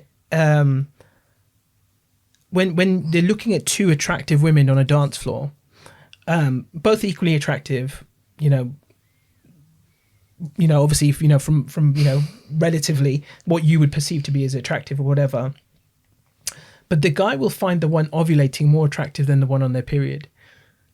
And I was what fascinated me about that was the fact that, of course, we just don't realize just how powerful our receptors are for body language cues, and even just our ability to interpret not just body language, but their body overall and what's going on, their health. It reminds me back to dogs. Why do they sniff each other? Because they can pick up on everything, hormones, everything.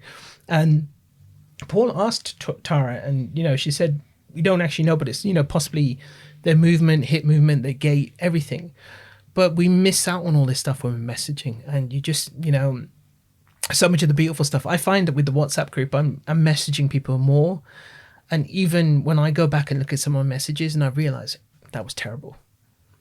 Of your own messaging? Of my own. Yeah. Just because it was poorly written, and through the process of just wanting to do it speedily, I realize how easily some of the things I say could get misinterpreted. So you have to be so careful.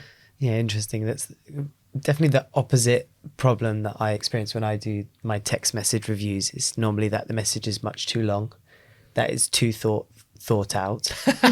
Overthinkers. Really? I only know of one or two of those, but out of all the people on the group, but most of them are far too short. Right. I would say, yeah. Right. Yeah. No, it's often just overthinking it and really trying to word it is this the right word to say in this way, and being a bit too specific and a bit too fussy, and then sometimes taking too long to reply is one thing that crops up. But back to the question at hand about dating apps and whether their dating apps are kind of finished. I have been encouraging people to get away from the apps for a very long time. I mentioned it last time on the podcast, and I was just really adamant about meeting people in person. But it doesn't matter what I say. The busy men in the city who are working, they need the dating apps, and the dating apps do give them access to a fast track to their dating life, and they can get maybe 2 to 5 matches a week if they have optimized the profile properly, like I was saying about the photos. And we kind of have a system, we have a structure of all of the photos that you need. I even take the boys out with a photographer if they want, and I'll discuss with them what the photos should include so that it showcases their character and the things that really would be expressive. We want to showcase who they are, give a little bit of depth, but also the not taking life too seriously. So all of these different balances, especially stuff that offsets each other, and then a killer bio, sort of salesy bio that gets the match is something that intrigues and draws people in and gets them wanting to know more. Sometimes people optimize the profile, things are good. A lot of the guys that I'm speaking to, that I'm coaching, in the community, they do get a few matches here and there. It's just not the girls that they actually want to date long term, but it kind of gets them out of the house, a little bit of practice, cocktail here and there is not the end of the world. And sometimes you can have beautiful connection that doesn't end in romance just because you met somebody that you didn't know from before. So I don't really have I don't think it's coming to an end. I don't think that it's going anywhere. I think that the dating app culture is just going to transform into maybe a slightly better dating app. I was connected with Zach. I'm not sure how popular his dating app is and whether it's taking off, but his concept was filter off. So basically it was filter off app. Yeah, filter off, I connected with him in the very beginning when he launched. I'm not sure if it's still going or not, but I had a newsletter from him a little while ago, not so long ago. It took 6 months. I wonder if it's still around. Yeah, but I love the concept though. Yeah, I love the concept. I never used it, but I know of it and was connected with him as well. But I think the more that we can do to change the style of the dating apps, the better it's going to be. Like Hinge did that really well. Put some prompts, put some voice notes in there, and all of a sudden, like you're almost feeling like you know this person just from their profile rather than like just 5 photos. And maybe there's some further evolution and transformation of the dating apps to come, but they're not going anywhere. And I think there's a space for them because of, you know, how busy people are, and when these busy guys in London, they get on the apps, they get a few matches, they go out on these dates, they just don't meet the ones that they actually want to meet, and so they end up like doing this full circle back around. And I do see the value, especially when you're traveling. I think that there's a lot of potential there where you can set your location to the place that you're about to go to in 2 weeks time, and by the time that you get there, you've really got like 4 or 5 dates lined up.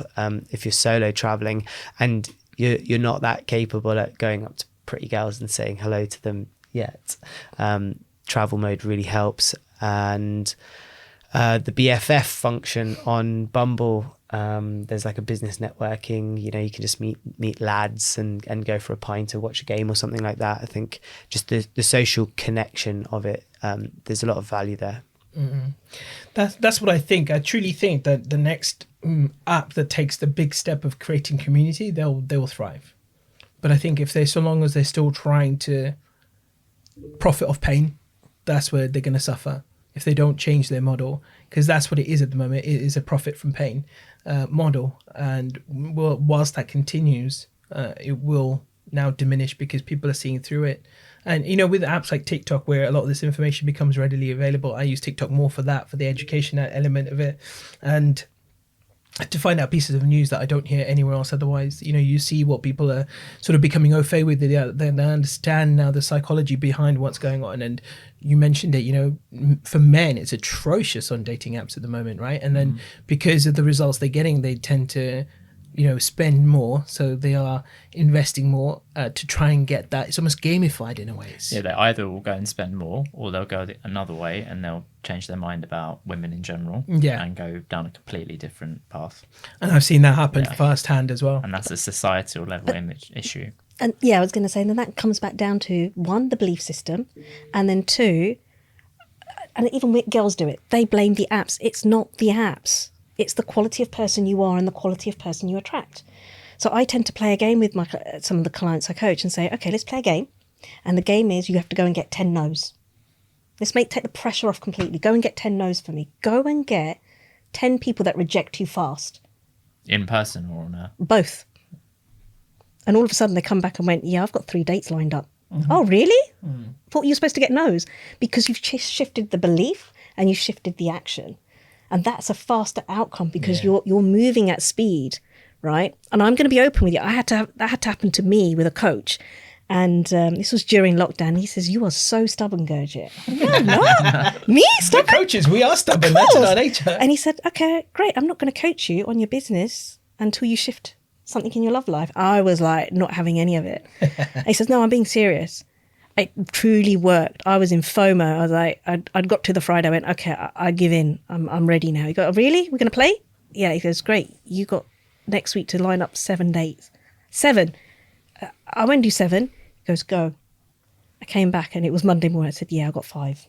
There you go.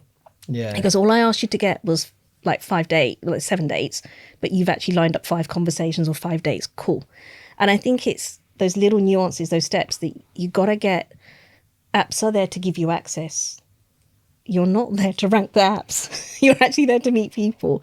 But it is that nuance that I think when people get exhausted and tired, they're not looking at what I need to change, and hence they change the agenda. There's certain things in your control, certain things not. As long as you, like you said, you optimize your profile, do the best you can, and then that's it. I think statistically, though, for men, it is a lot worse for women. From what I've seen, a lot of research has been done to it.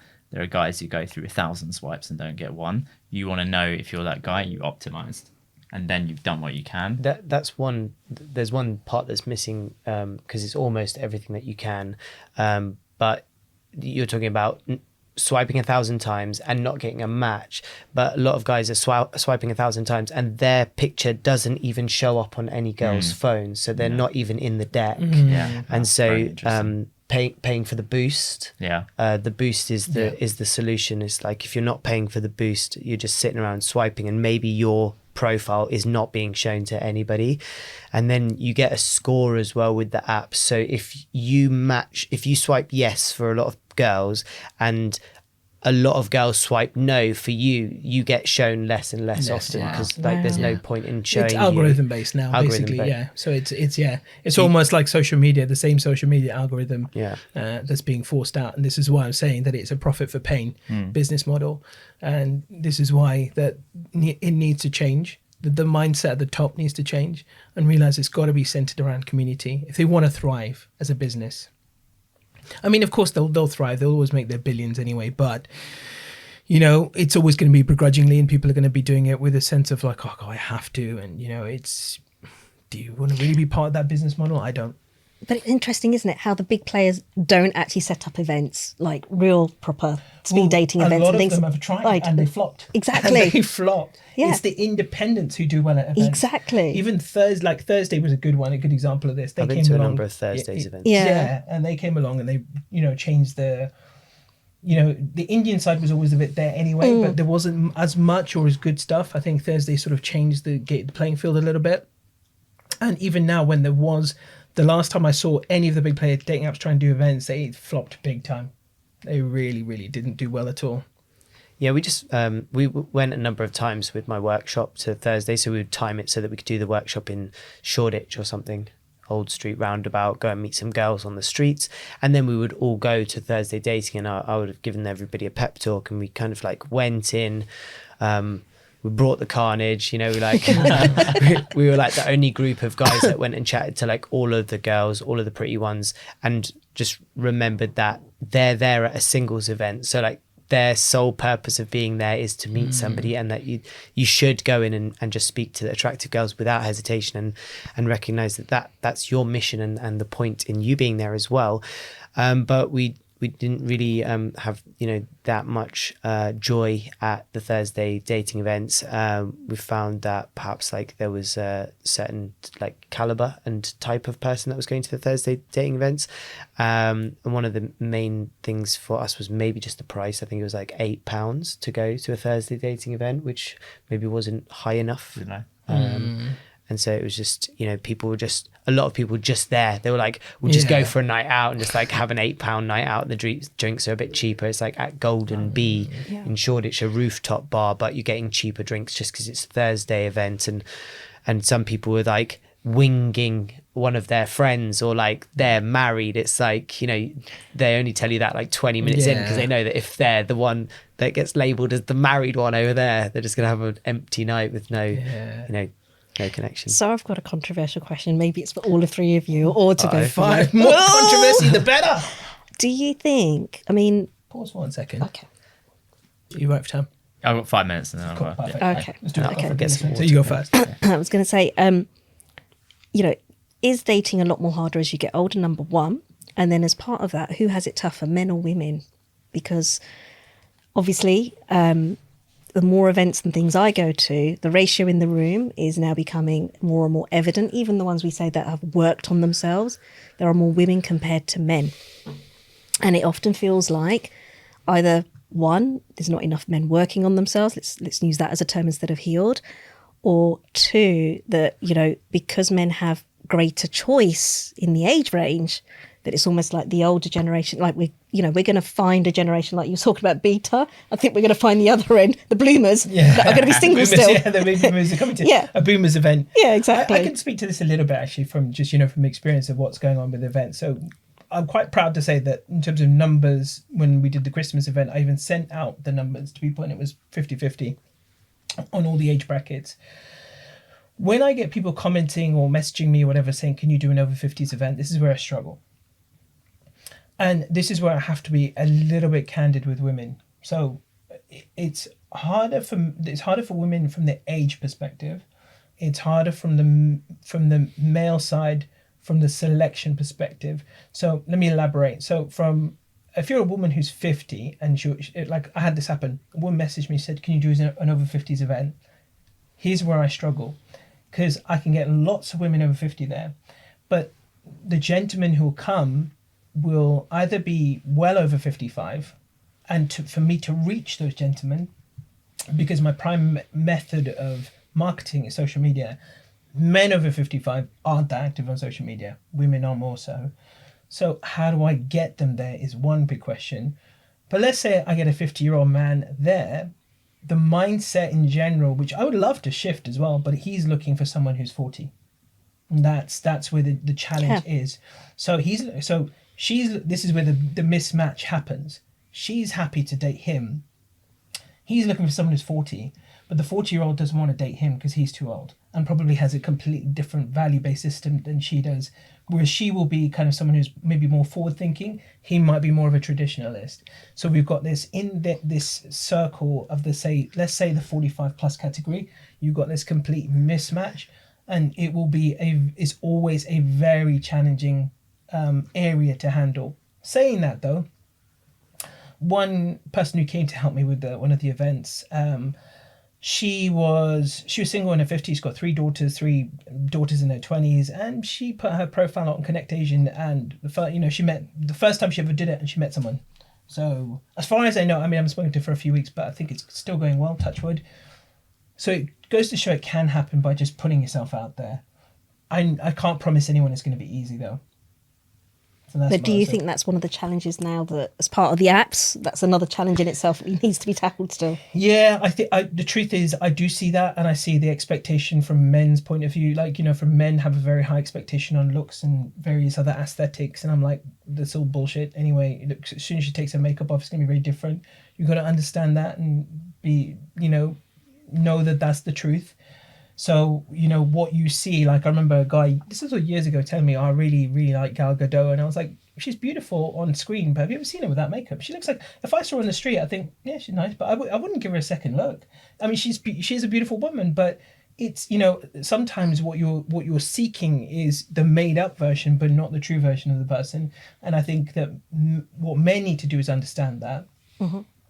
And what women need to do is, stop faking who you are as well. I know that's a very controversial thing to say, and I know I'll get some pushback on that, but that's the truth. I see women, there's one woman I was speaking to, she put out a profile picture of hers where she looked 20. She goes, why do I keep attracting younger guys? And I'm like, well, there you go. Cougar.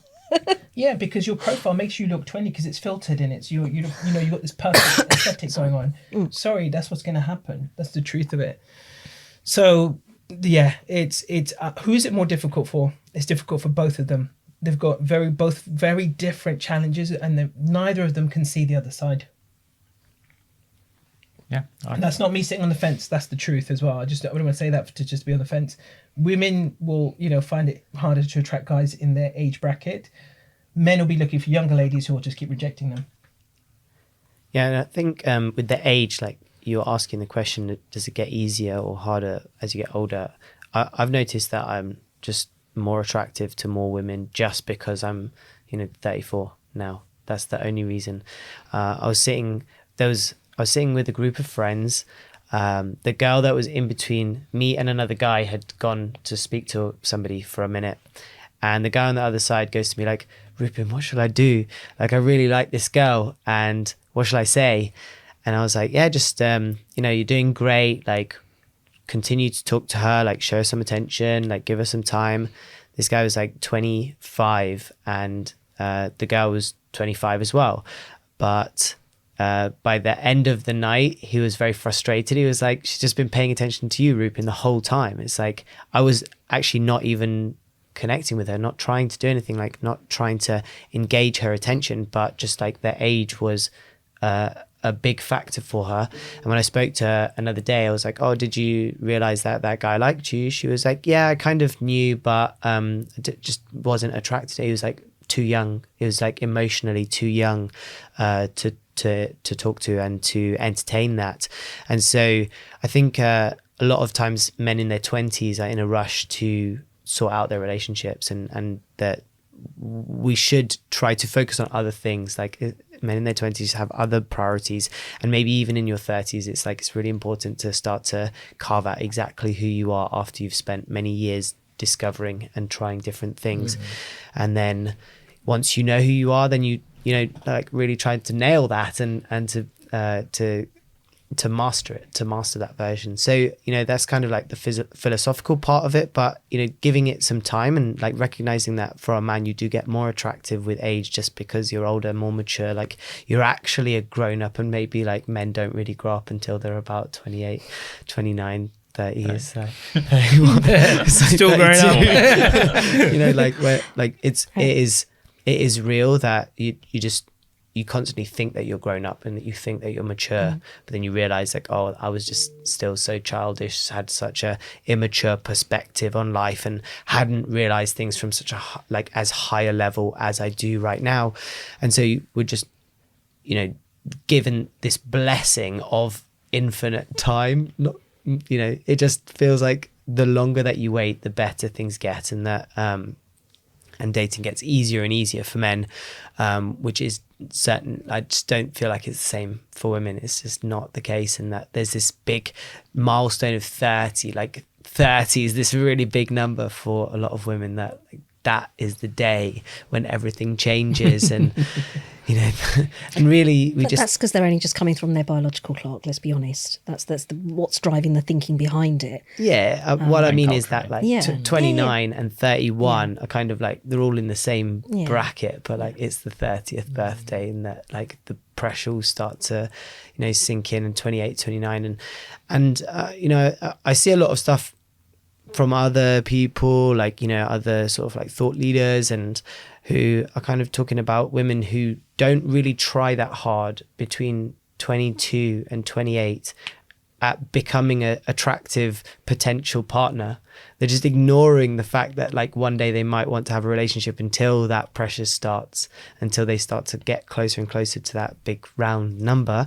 And then all of a sudden they're just like rushing to get the relationship without perhaps doing the We'll go to Manj as well. Yeah, I was going to say, please. a man should answer the question because I've got something to pick up on that one. Yeah, as well. I'll just say I think context matters massively. There's so many variables. It's impossible to say whether it's harder for men or women. It matters about the age that we're talking about, life circumstances.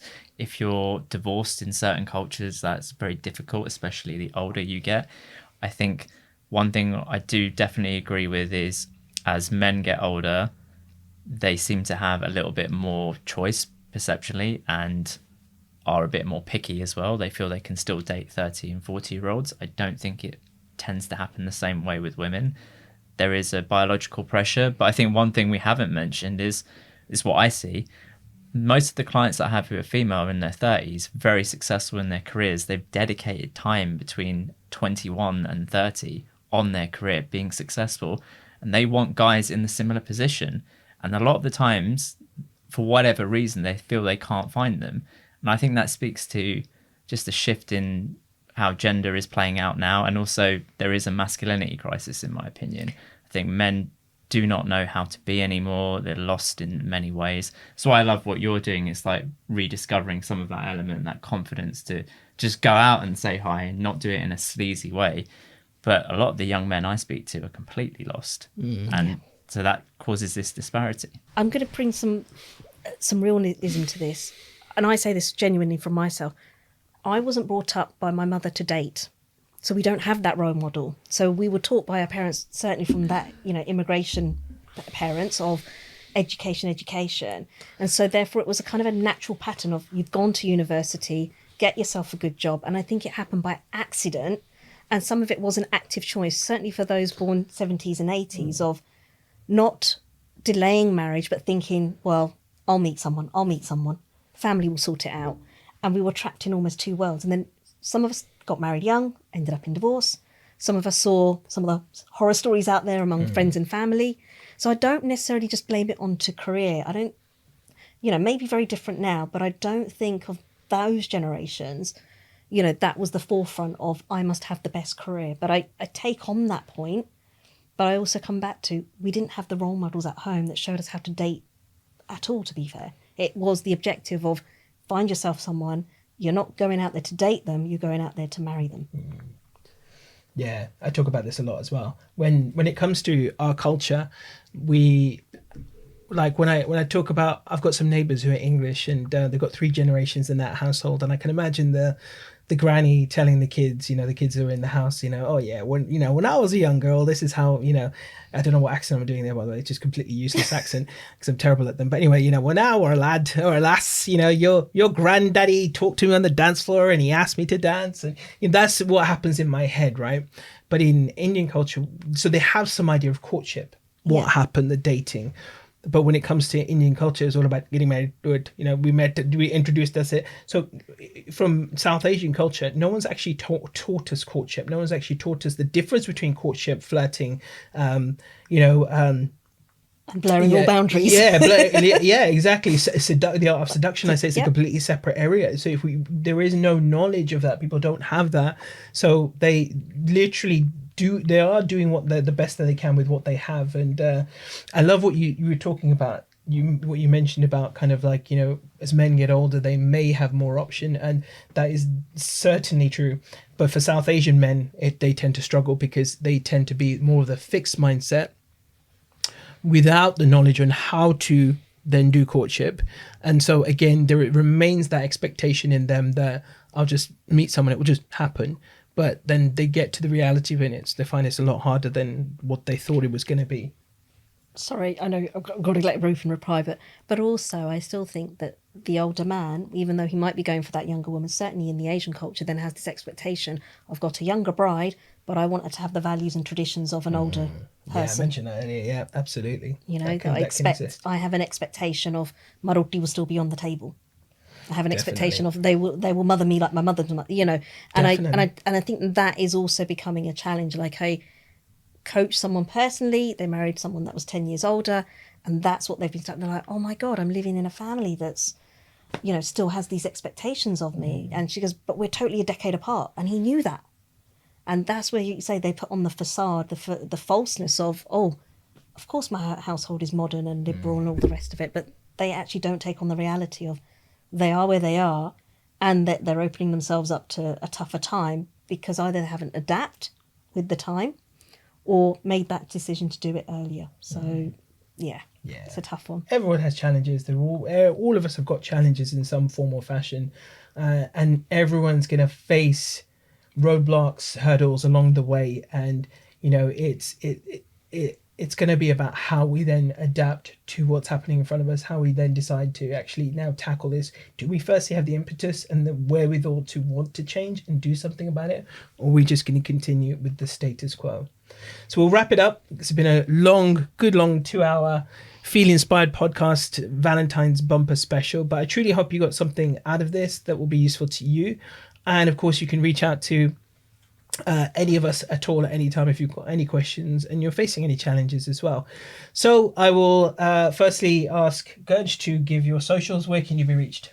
I can be reached on Instagram, on Marriage Expert, LinkedIn, again under the name of Gurjit Rana, and the same on Facebook. Lovely. And Rupin, where can you be reached? Thanks. Reach out to me on Instagram, Rupin Rach, RUPINRACH. Check the link in the bio. There's a free gift there, which is the Modern Pains of Dating. So just go through a couple of videos for you, and all of my ebooks and everything that I've mentioned on the previous podcast are all available for free downloads.